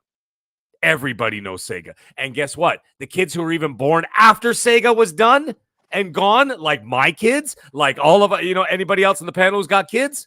I'm pretty sure they all watched the Sonic movie, didn't they? Yes, they did. Yes, they did. Yeah, that and what Sonic Frontiers Game of the Year, and it's going to sell more than God of War. You heard it here. And then you've got that too. You've got that situation as well coming up. So what do? The only play, in my mind, is Sega, because you're going to have the Asian market that will support, and they will, and you see it every day, guys. You go on Twitter and you go on every day. What do you see? You see another Japanese tweet of someone buying the Series S all day long, dude. See, I totally disagree with this, but I'll wait till you finish because I got another take on this. I think where they will go if they're going to go Japanese and why. Yeah. You know what? And I'll listen to the replay of what you guys responded, because I have believe it or not, even the bosses have bosses, right? So I got things to deal with. However, here's the thing.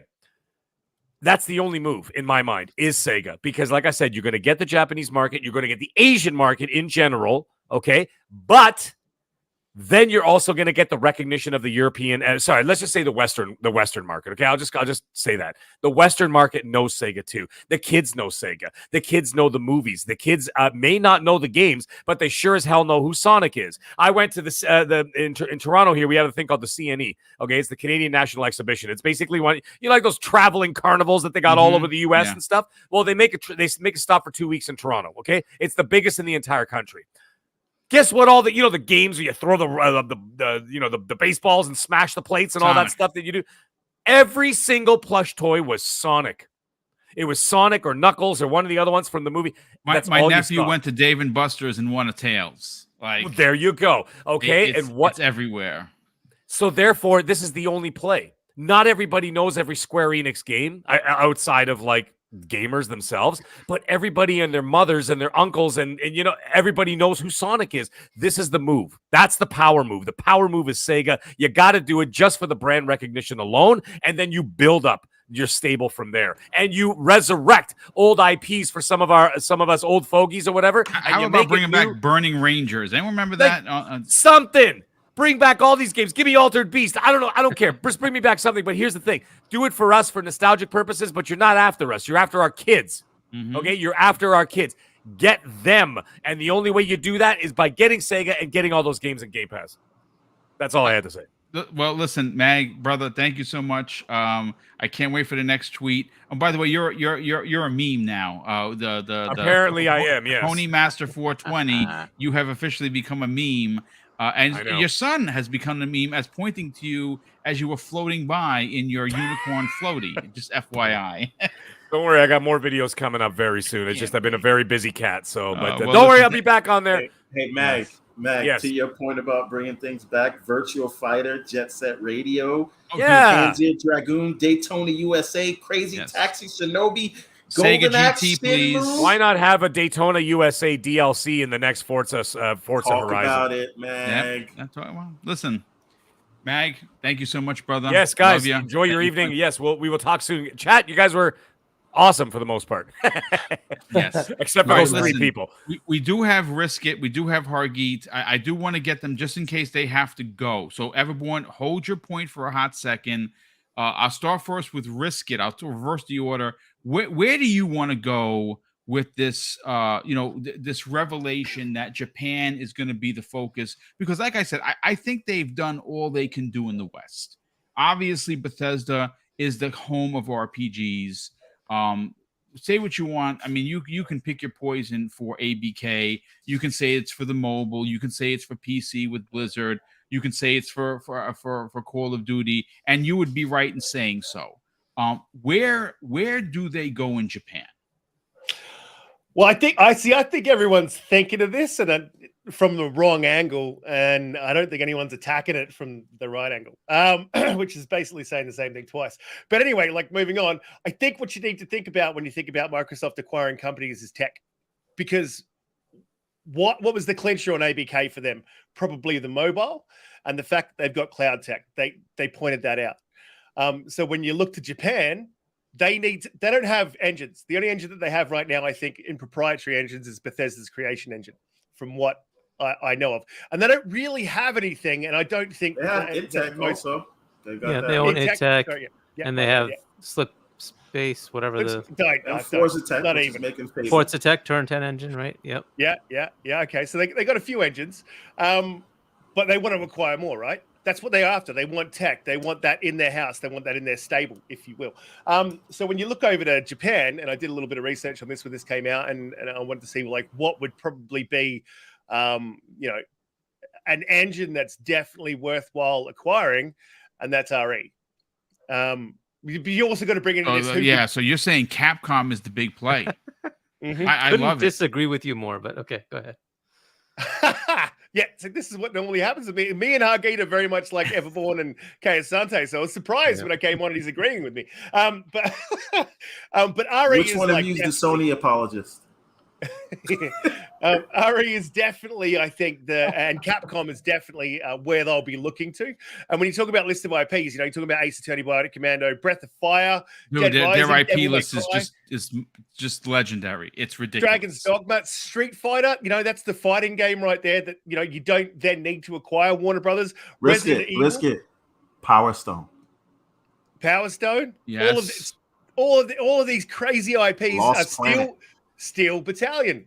Like all of these crazy, awesome IPs aren't really be putting into effect. And I don't think that Capcom's such a massive purchase. And this is the other thing coming off the back of ABK. I think Capcom's smaller than Sega. Correct me if I'm wrong. It is not smaller than Sega. They're about Sega the is same size. Well, they're not. Yeah. Sega right now is 3.2 billion, and Yes. Capcom is about 5.4 billion or 5. Oh yeah, no, you're right. You're absolutely no. Actually, So Capcom's almost yeah, you double. were saying They're Sega. all I thought chump you meant change. Square. Yeah, they're all about the They're same. nothing Yeah. compared to. They're all To- chump to- change. Yeah, Yeah. Still yeah, chump absolutely. change. They're both pretty small. Okay, I thought Sega was a little bit bigger Nope. than Capcom. But Nope. again, so we know they're Or going to go even after Square. They're all about the same. Like Yeah, it's Square's Yeah, in that Square's five about range. three and a About half. five. isn't it? Ubisoft Five. is under 4 billion right now. Oh wow. Wow. Yeah. insane. Yeah. Yeah, I think Sony's dropped to a market cap where 90. Microsoft could probably look at them. But anyway, moving back on. I just think with the engines and the tech that Capcom has, I think that's probably the play. It might be a little bit colored by what I want them to get. I think Capcom's has the better IPs. It has the diversity of IPs.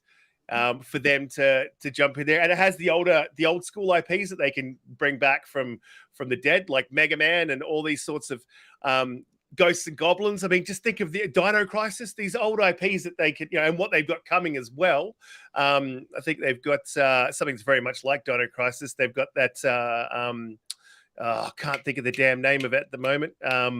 Exo. Oh, you're talking about Exo- Exo something or other. Yes. Yeah, The one with the dinosaurs falling out of The a dinosaur, black yeah, hole. the dinosaur. Yes. Exo Primal. That's the one. Exo Primal. There you go. Yeah, they've got Street Fighter 6 coming, Monster Hunter, they've got that as well. The Resident Evil series, man, Devil May Cry series. Like, I think that this is the play. And here's the other thing: when Mag was talking about what's recognizable to the Western audience, I think the Capcom has a lot more for the Western audience. So I think it's having your foot in both there. So you're stepping into the Japanese market, but you're also getting a lot of what I would classify as probably Western IPs.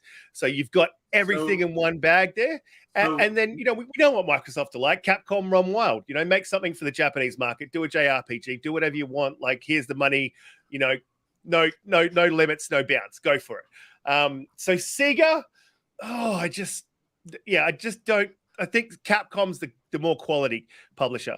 And maybe Everborn might disagree. Well, no, risk it.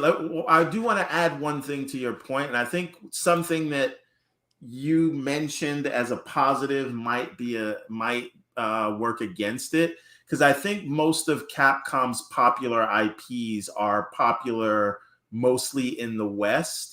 And they have more than enough Western content, Exactly, and creators to satiate that need. So the purpose of going to Japan is so that you have high-profile Japanese content that is native to that region. And I don't know that Capcom has global brands; they have global appeal, but it's not they're necessarily very Western. Right? Exactly. That's my point. Not So only may that, they actually are work doing against- very well. I mean, in they're December of probably one last of the year, better ones, yeah. they just gave every employee a 25% increase in their salaries. To your point, Boom, another thing to consider with Capcom is, in order to, you have to want to be acquired, right? And usually the people that want to be acquired are the people that are not firing on every cylinder. That was going to be what I finished with. Like, I think the defining factor is that whether Capcom wants to be acquired. And it may, again, I'm just going to caveat, and then I'll jump back to you, is that it's probably due to the fact that that's the publisher that I want them to Me too. acquire. I'm right there with you. I'd That's how I rather feel take a about Sega. I Capcom can't over blame you. Sega over Square. I absolutely agree. Listen, before we bring in Hargeet, I got to catch some super chats. We had a really big bomb come in here. Gamer by Choice has been a channel member for 2 years and a big supporter of Double Barrel Gaming. He drops a $50 super chat and he says, I can't make it rain like Hargeet can, but here is a little drizzle to contribute to your channel. Dude, that is ridiculous. $50. I don't know if I'm worth that, but thank you very much for the generosity. That is beyond generous. Thank you so much for that. We also have Highlander 001, who's been a member for 2 months. He drops a $5 super chat and says, Square Enix may seem like it's impossible.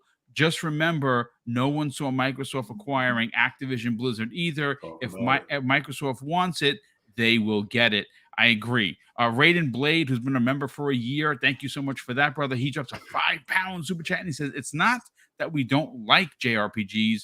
On Xbox, we are not given the chance or opportunity to play these games because Sony has helped to block these games. Indeed, I agree there 100%.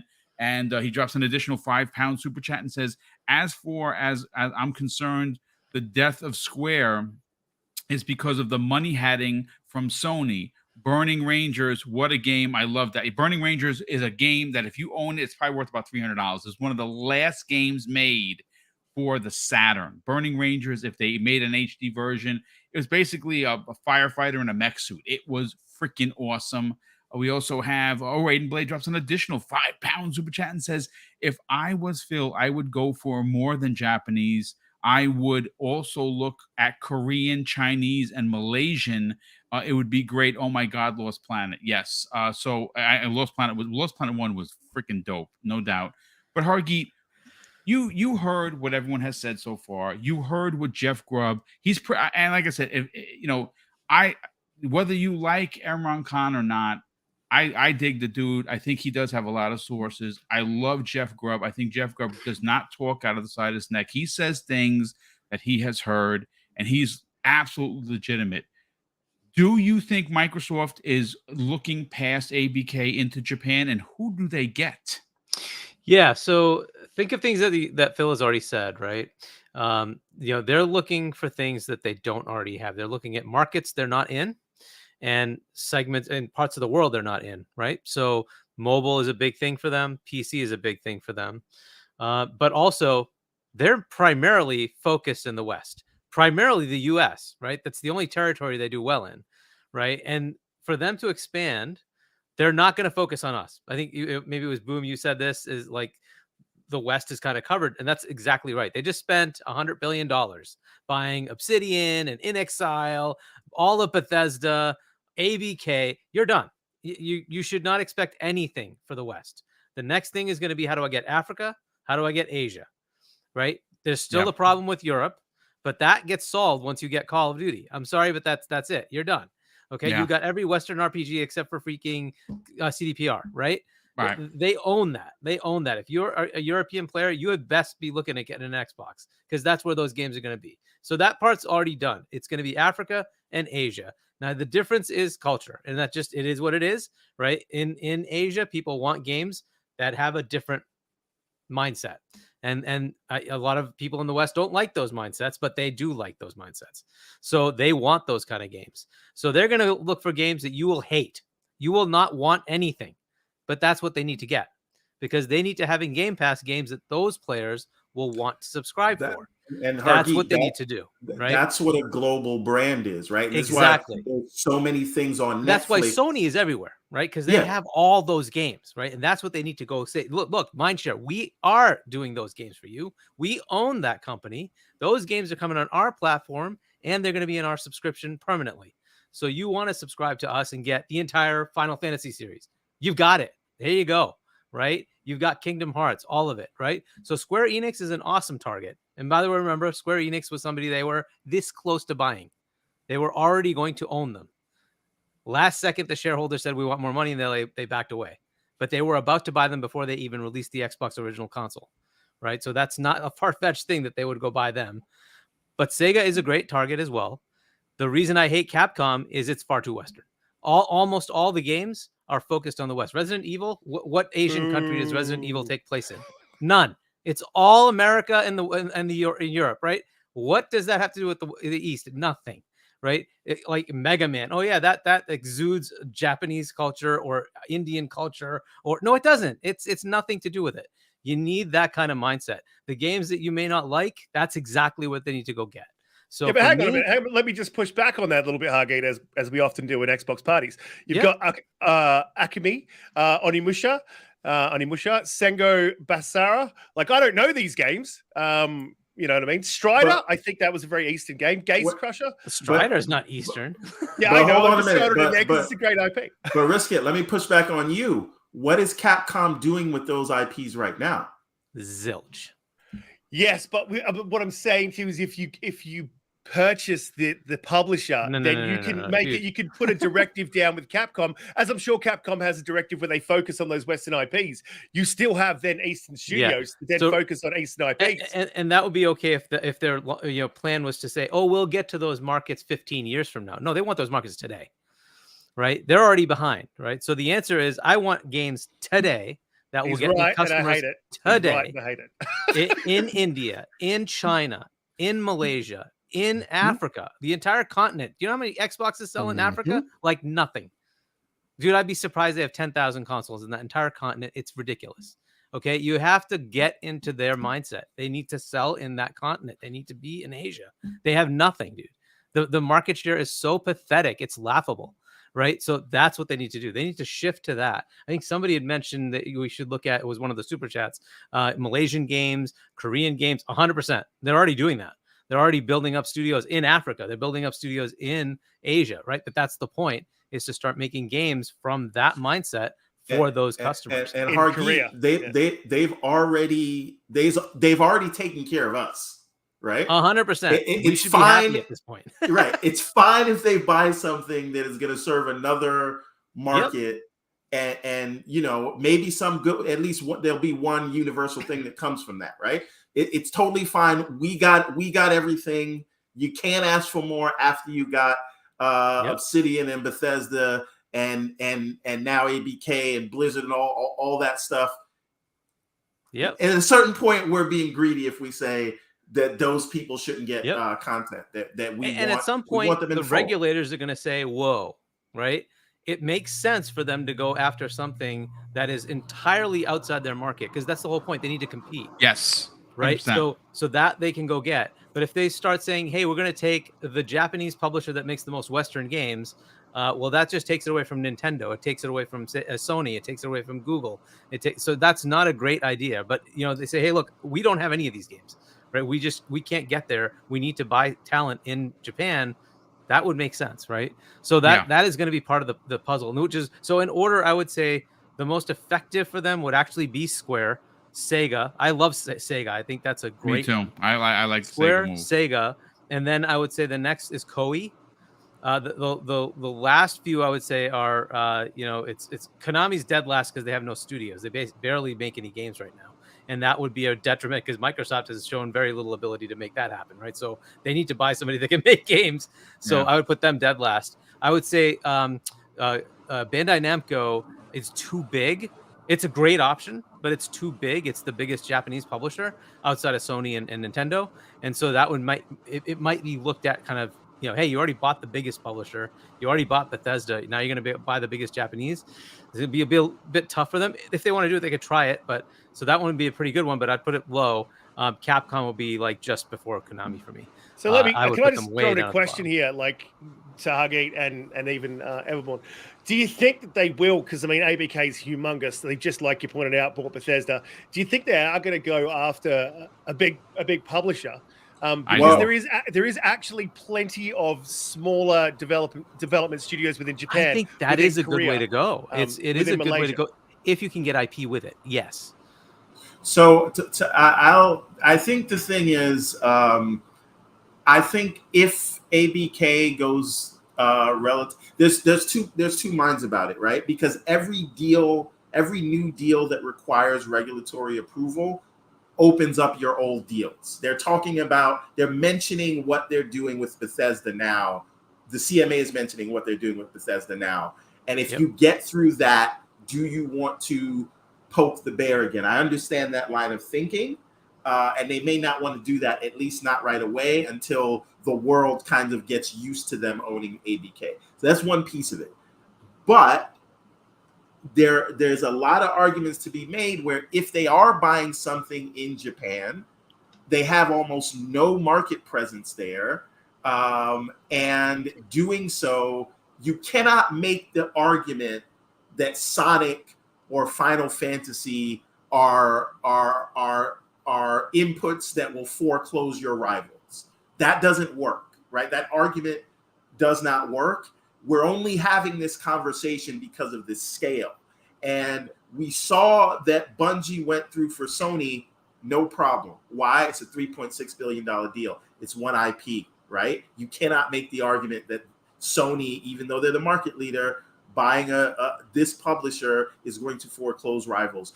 You cannot make the argument, I don't think, that any of these $3 to $5 billion publishers are market foreclosers. So you may not like it, but I don't think legally you could even have the same sort of pushback that they're getting for Activision, which is mostly because of its size. So do they want to do it? I don't know, but I think they could totally do it and get away with it. Just because Sony could not say, if Microsoft owns Sega, we're going to go out of business and we can't compete. That's not an argument you can make, right? So I think they could. But sorry, I don't know who was next. Well, listen, go. Yeah, no. Let's bring in Wandering Dutch because it is super late where he is. Dutch, let's get your final opinion and we'll get you on out of here, brother, because it is super late over in the UK.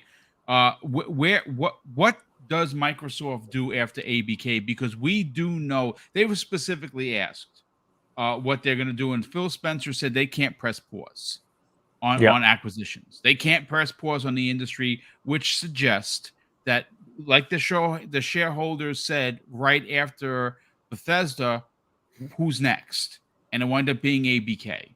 Now, I'm sure the same shareholders that are going to make a mint of money out of this deal, they're going to ask, okay, so you're focusing the Western seems to be sewn up real nice. We want to push into the Asian region. Who's next? Who's next for you? Yeah, I mean, Hoggy made a good point before as well. They are working very hard at getting relationships over in Japan with both indie developers and smaller developers. Over 250 partnerships so far over in Eastern developing countries, which is good. It's a great start. And again, India as well. They mentioned that a while back that they're working with a lot of Indian developers or working to create startups, to create gaming companies over in India in order to essentially get their ideas into it, because Indian development countries, Indian game is relatively untapped on the worldwide scale. And I think that's what Xbox also want to push into there. From a Japanese perspective, I'm more along the lines of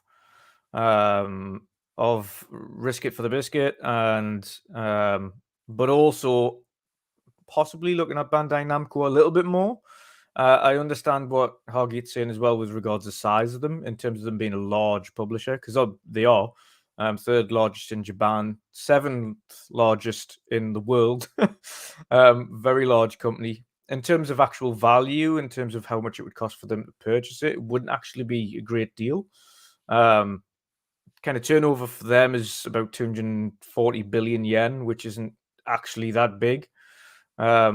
It's a relative size, but in terms of actual purchasing capabilities that you'd have to get them, probably about the same, I would imagine, as it costs to get Bethesda. There or thereabouts, I think, to take that over if needs be. But you have to have a look at what, and more alluding to what Riskit was saying, as to what these companies provide for yourself. I think you'd have far more scrutiny over a Sega takeover than you would a Bandai Namco takeover. Mainly, and again, we've seen the rigmarole and the kickoff about Call of Duty as an IP. When you have a look at Sonic as an internationally recognized IP and figurehead for gaming, that's when I think more scrutiny will be kind of overlooked on that as a particular face of gaming. We know this from essentially when console gaming and living room gaming came to its fruition, Sonic, Mario were the figureheads of living room gaming. So I think from a scrutiny perspective, if they were to go after Sega, that would be scrutinized far more than a Bandai Namco. Not because of its size, because of course Sega, in terms of its value, I think is less than Bandai Namco in terms of what the company outputs now. But its IP and its IP viability, as to how that can impact consumer spending. Having Sonic on the front of it is going to impact consumer spending more than having Tekken. And it sounds strange to say that, but it is fact. Like, Tekken is a big IP, don't get us wrong.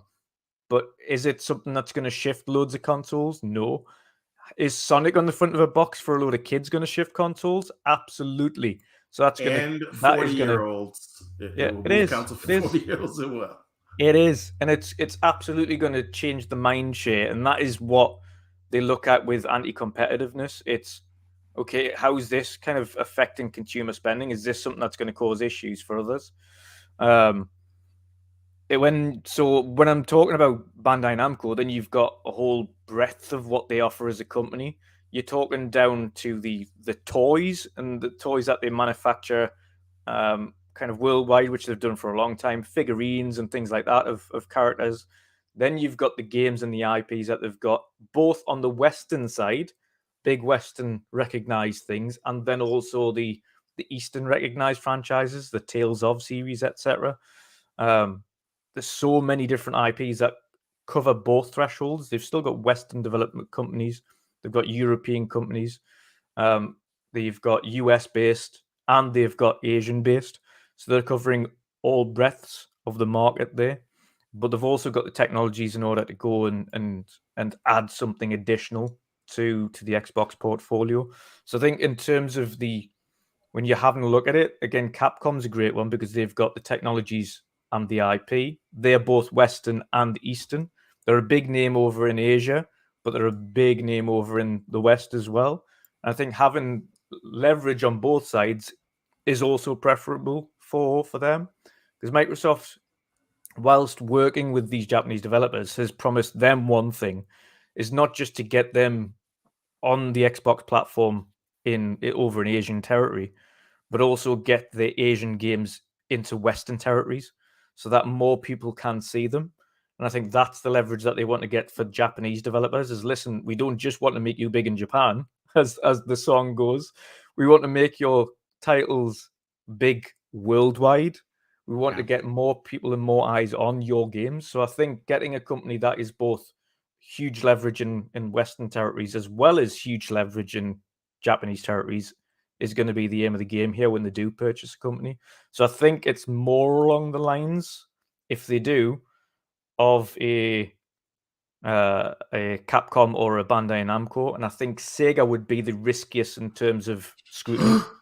I think if they were going to go for Sega, it would be, obviously we would love it, but I think in terms of scrutinization, I think they're going to get scrutinized far more for that, because that could affect the outlook of a sales market or a consumer market than a Bandai Namco or a Capcom. Yeah, I'm loving this take, I have to say. Can I just throw in quickly before you go that Bandai Namco is not really that far out of reach. I think the market cap's around about 14 billion, so that's not huge. Yeah. Sega's 3. Yeah. Just saying. Right. Yeah, and Hargeet, that's Hargeet, Hargeet, that's Sega Sammy, the holdings company. Exactly. And they probably don't even, that they don't want Sammy. You're right. They don't want the casinos. So it's some subset of the 3 billion.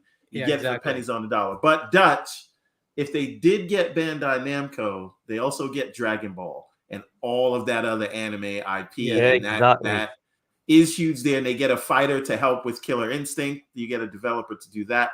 I see that. I think it's really large, but I don't know if Microsoft wants all the anime piece of it, right? Do they want to shepherd that? Do they want to deal with all that? They would love it, because it gives them a whole new market that they don't have.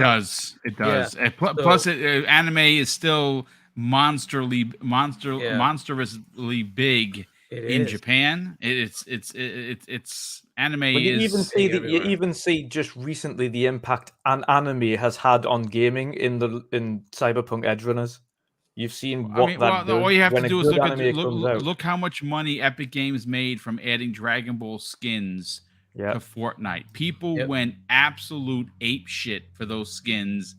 And listen, anything else you want to add? Because I definitely want to get Everborn and Kei Asante, and then we're going to get everyone out of here. We are well into overtime. I don't want to hold up anybody because it's super late for some. Anything you'd like to add additionally? You're good? Okay, excellent. I'm all good, yeah. All good. Everborn, I'm going to save you for last because okay. you're going to have the most to say. Kei Asante, let's grab your opinion. Where do they go in the East? And are they going to go into the East? So yeah, of course they're going to go into the East. We already know that, right? Even before Grubby said what he said, we already knew that that's where they were going. It's logical. It's very, very logical. And as of course, what tends to happen when we have a lot of knowledgeable folks on the panel is you don't disagree with anybody. You know, I'm sitting here just enjoying listening to you guys go back and forth on who you think would be and where you think. And by and large, all of y'all have really good points. So I had to attack this thing from a different angle, right? And of course, we know Mr. Everborn Saga comes with the Sega and all of that. Yes, we know all of this. But here's the thing.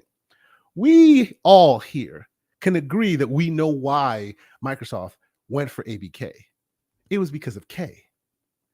Also, we here all know that they're trying to buy a publisher in the Eastern region. Now, can they? Will they? Will it be easy? You know, will it be possible? All that has been theorized on this stage so far, and all points are valid. You know, can it be done? Of course it can.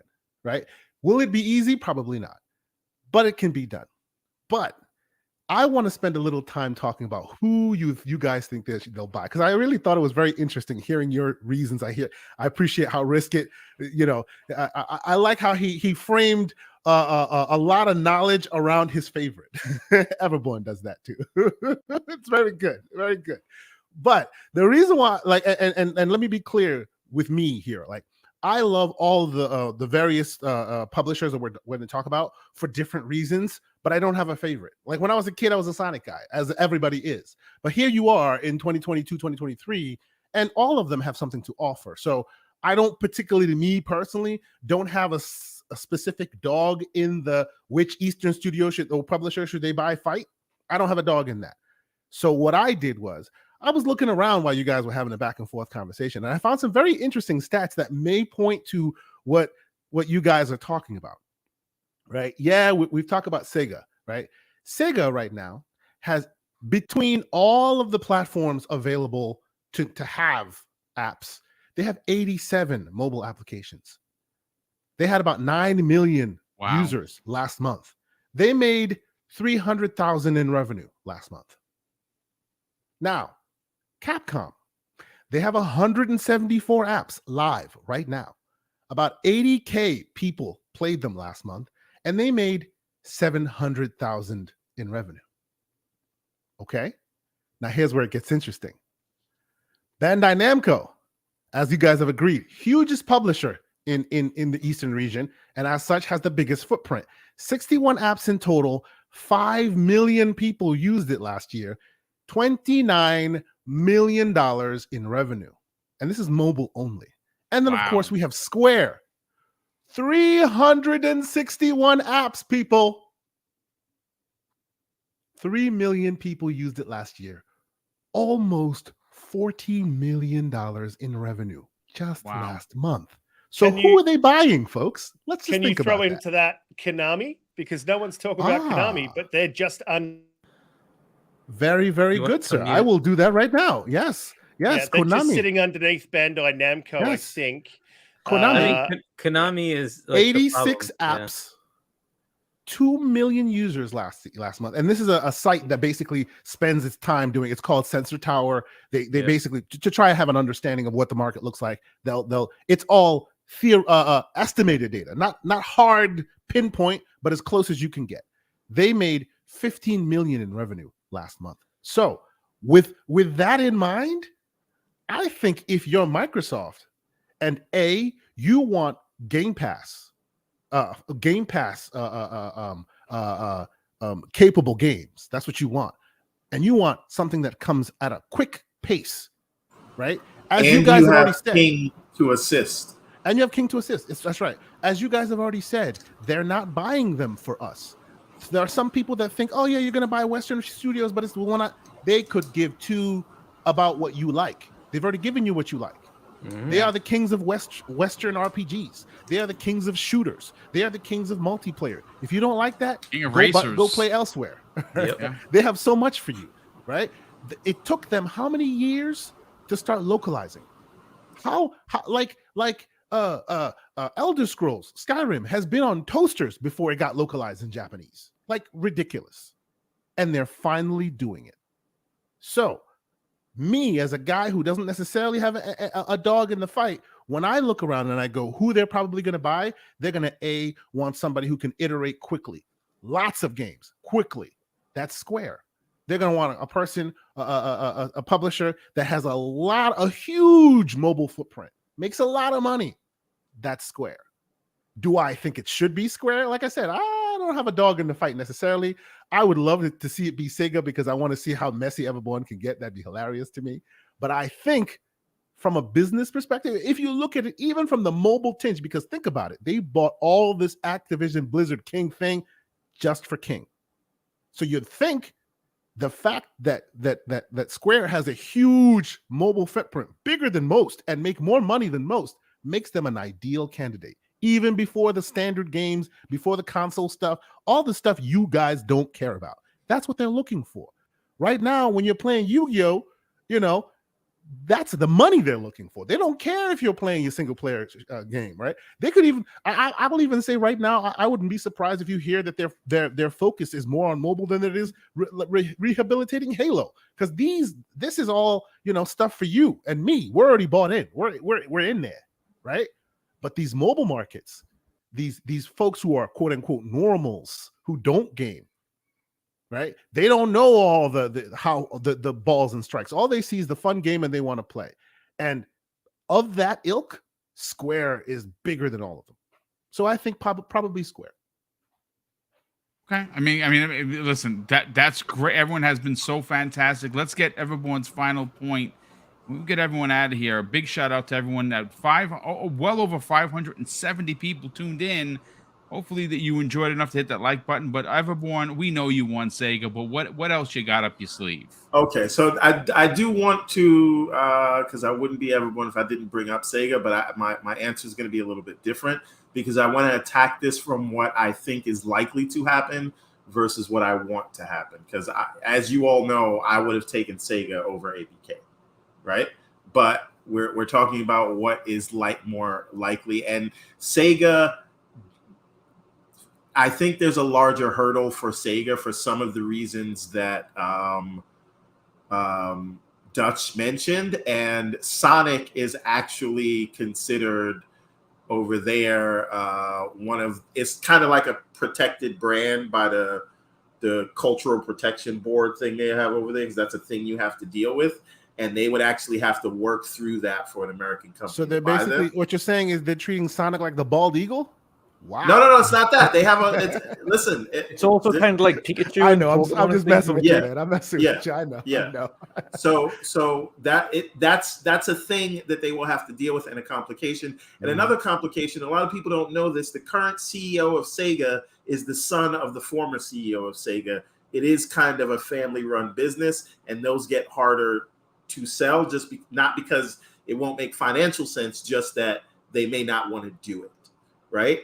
So, and again, they have to want to be bought. Now, I think it's a match made in heaven. Remember, they need to focus on PC. They need someone to help with the Age of Empires games. They need someone who is instantly, like, you get Sega, you are instantly a major player in Japan, right? Because you get all that nostalgia with you, and you are now taken seriously in that region.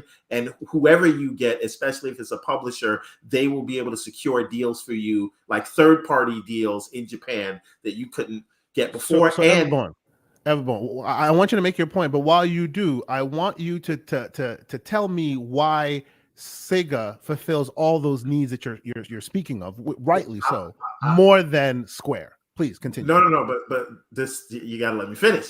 So Sega is already onboarded to the tech, right?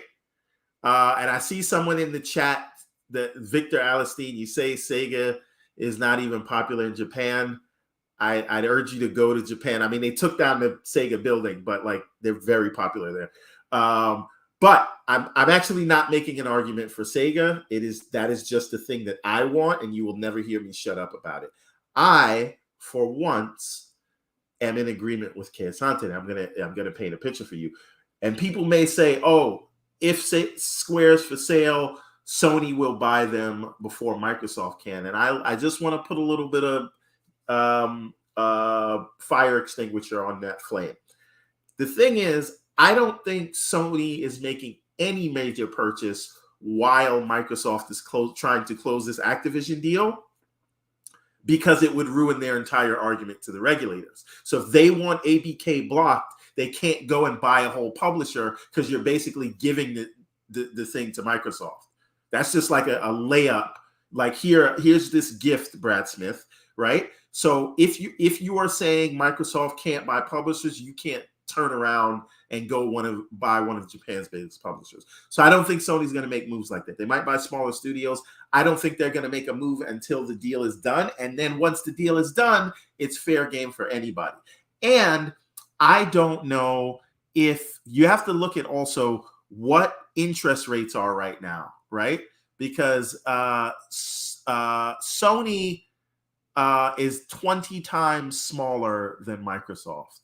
I'm not saying they're broke. Anybody tell you Sony is broke, don't listen to them. But they don't have the kind of money Microsoft have. And likely, if they were going to make an acquisition, they would do it via some combination of loan, cash, and stocks. And the way the market has been going, offering some portion in stocks when you don't close for 6 months from now and the market's on a downturn, that's not as easy. And then today it came out, the Fed rate is over 6%, right? Mortgages are at 7% now. And I know Sony would be borrowing the money from Japan, but inflation in Japan is worse than it is here. So I don't think it's as easy for Sony to go buy that. And even if they did buy something, I think it's going to be something that gives them things that they need, more like multiplayer games like that. That's why I actually don't think Sony would move on Square before Microsoft. Now, as for Microsoft,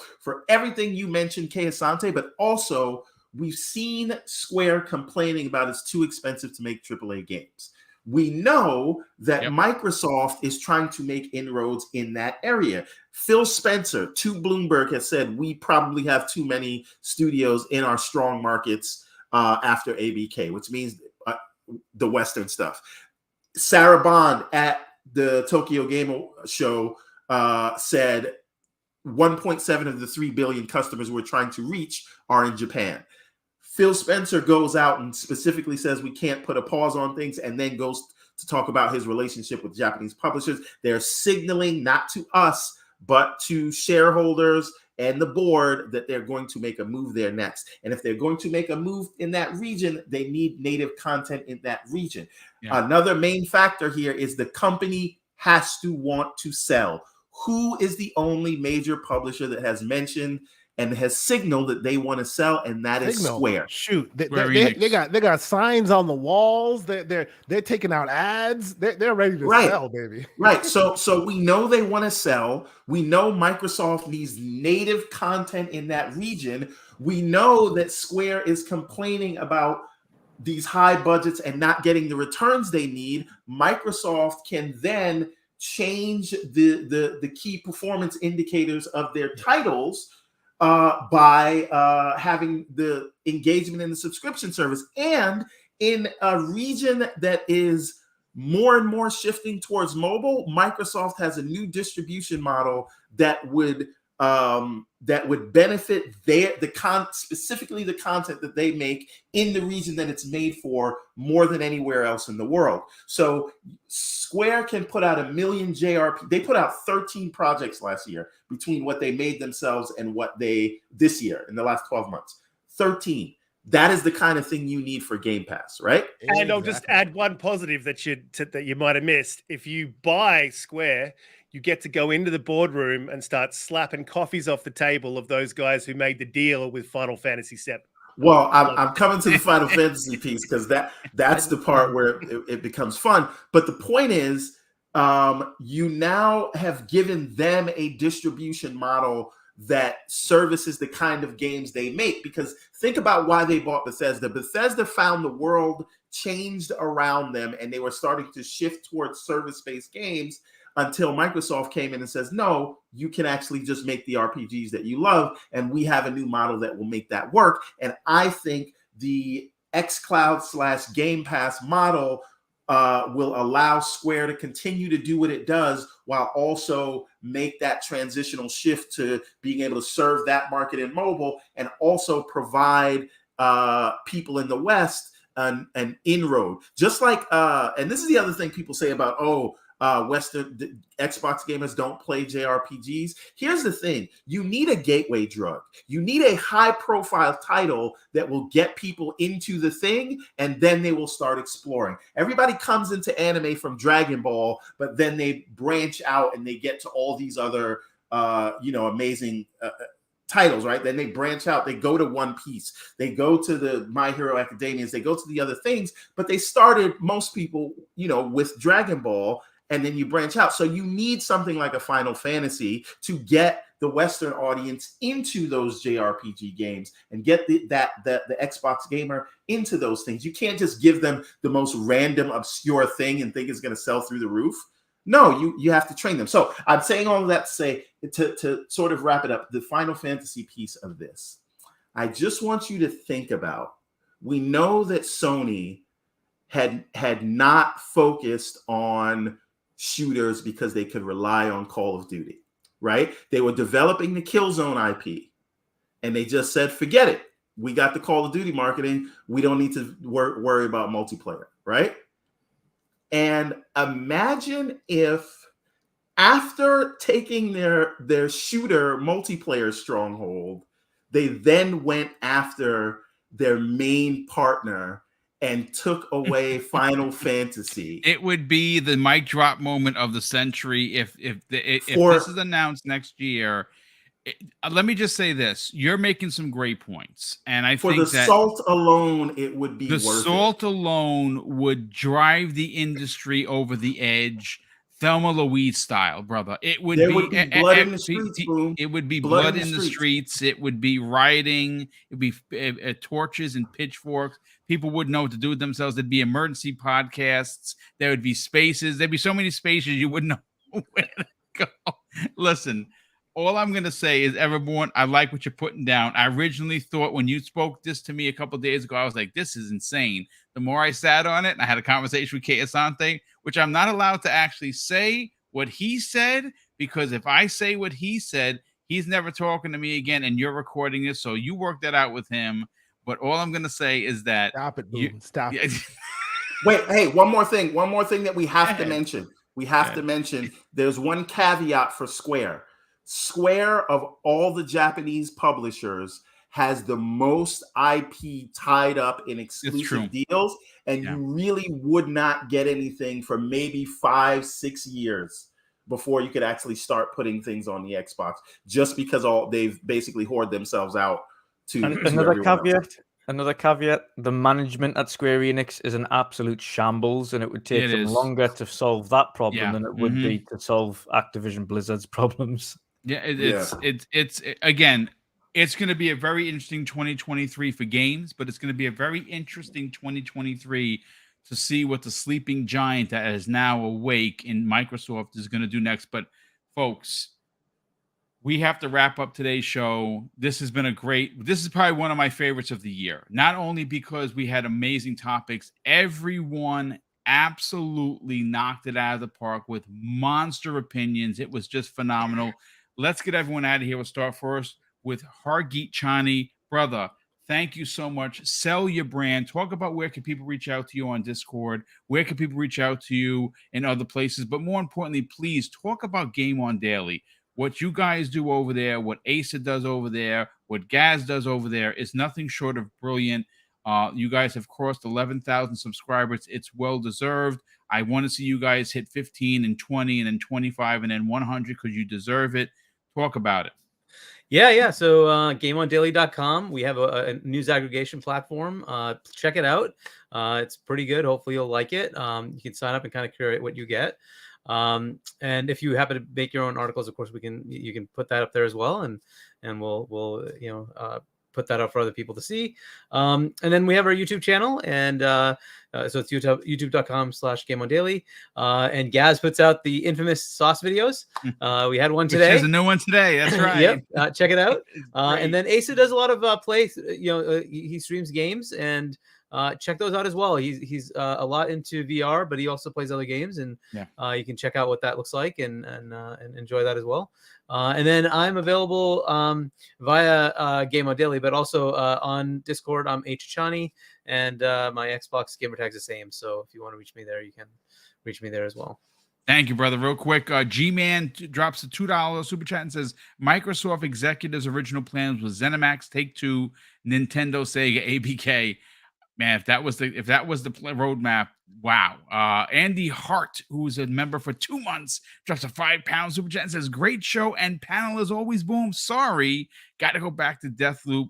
But how is PC allowed to use 2.0 and Xbox is not allowed? That's a good question. Victor Alistine, who has been a big a supporter of the channel, drops a $5 super chat and says, I said Sonic, not Sega. Sonic isn't big in Japan. That's why it doesn't do well there. But he's popular in the West. I'll defer to this Saturday. Risk it for the biscuit. You guys have a show coming up in a couple of days. Your panel is loaded with superstars. I love what you guys do over there. I think we got to get more eyes, more ears, and more subs over to your channel. Please, brother, talk about it. Sell your brand. Well, yeah, absolutely. This week we've got Colt Eastwood, so that's going to be a very interesting one. Man, that's big time right there. And we're definitely going to be talking about this FSR thing, because I'm pretty passionate about this, and whether it's it's a contractual thing or whether it's Microsoft dropping the ball yet again. We're definitely going to get into that topic. I've got heaps to say on that. I can talk for hours. But that aside, we do. I absolutely have a channel. I've linked it in the chat there. Head over there and just hit subscribe. I'm 730 subscribers right now. We're trying to get to 1,000 by the end of the year. That's the goal. We do have some pretty fun shows, and that's all dependent on the guests, and the panel that I have is absolutely amazing. In Infinite Umbra, Jedi Knight Pete, and Doom Cutie. So yeah, head over there, check us out. We're at 8 p.m. EST Fridays in the US. And we just have a laugh at a ball. And sometimes we have Hargeet on where he disagrees with me, as is normal. And we just have great fun and great shows. So it's fantastic. Thank you for having me on. It was a great show, great panel, great discussions too. Yes. I'm really passionate about this stuff, and it's good to see that the entire panel is as well. So thank you, brother. It was a great day. Thanks, Bert. Thanks, dude. Thank you. Wandering Dutch, sell your brand, brother. We got to get people to get back on the saddle. Talk about what you guys do over on your channel. Let's get that algorithm pushed. Let's get you back to the viewage that you were normally used to. And let's kick YouTube in the pants and get them to help you with that. Where can people reach out to you on social media? But more importantly, subscribe to your YouTube channel. Yeah, so as usual, everywhere at Wandering Dutch, so YouTube.com/Wandering Dutch. No space or anything like that.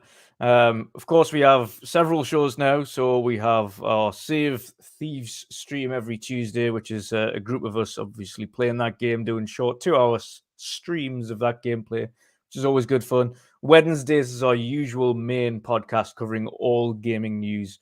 Of course, so every Wednesday you can see that. And on the weekend, we have the weekend edition, which covers pop culture as well as gaming news, wrapping up some of the smaller items and having great community discussions as well, getting a little bit more involved on the weekends. Of course, as Boom knows, you can't keep up with a chat during some of the big shows, so we use that weekend show. It's a little bit quieter to really kind of integrate more with the people in chat and have good discussions with them. So that's awesome. But yes, we're kickstarting everything again. We've just started trying to go into YouTube Shorts. We know that's going to be another viable method of growing the channel, at least from next year. So see how that works out, see what works, what doesn't. But yeah, that's where you can find us. Awesome to be on with Hargeet and Risk It for the Biscuit. Great chats from you both, gentlemen. And looking forward to doing that again in the future. Absolutely. And Kay Asante, I think you have someone on this panel that's going to be a guest this Saturday morning. Talk about it. Where could people help you march towards 1K and, more importantly, reach out to you on social media? Yeah, no, I appreciate it. Thank you guys so much for having me as usual. You know, yes, TKO Asante, Xbox, PlayStation, all those places you can find me.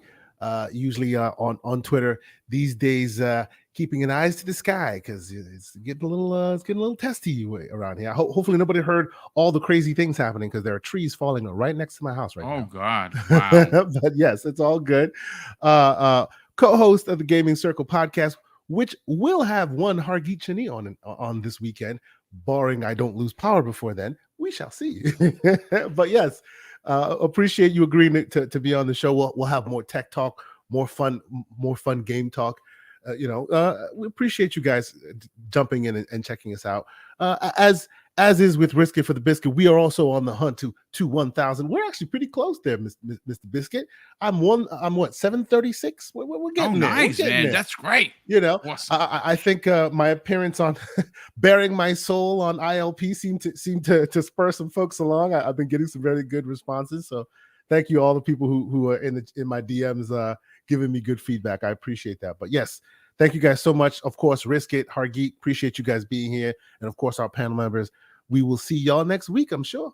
Nice. Thank you so much. Neverborn Saga, sell your brand, brother. Talk about your anime. Talk about the game you're you're currently making, and where can people reach out to you on social media? Everborn Saga everywhere. That is Xbox, PlayStation, Steam, including Facebook, Instagram, TikTok, and mostly Twitter. Also, but most importantly, everbornsaga.com, that's where you can get the books that we have already released and get the latest updates on the new books that are in production right now. We are working on currently Ariel's Adventure Chapter 2, Prince of Arcadia Chapter 5, and a new series called The Remnant, which will release chapters 1 and 2 at the same time. We are also working on the game for the Redlands, which is a 2D beat 'em up. More on that soon. Lots of irons in the fire, trying to stay awake. But Everborn Saga, type it somewhere and you'll find me. I might show up in your bathroom at night. Yeah. If you say my name 5 times. Well, actually, if you say Sega 3 times, but that's neither here nor there. Oh, there's no doubt. Yeah. You say Sega 3 times, and he's definitely going to be there. But listen, ladies and gentlemen, thank you so much for all of the amazing support. Thank you so much for the new channel memberships. The super chats have been absolutely outstanding. Mrs. Boomstick and I are incredibly humbled and grateful for all of that support.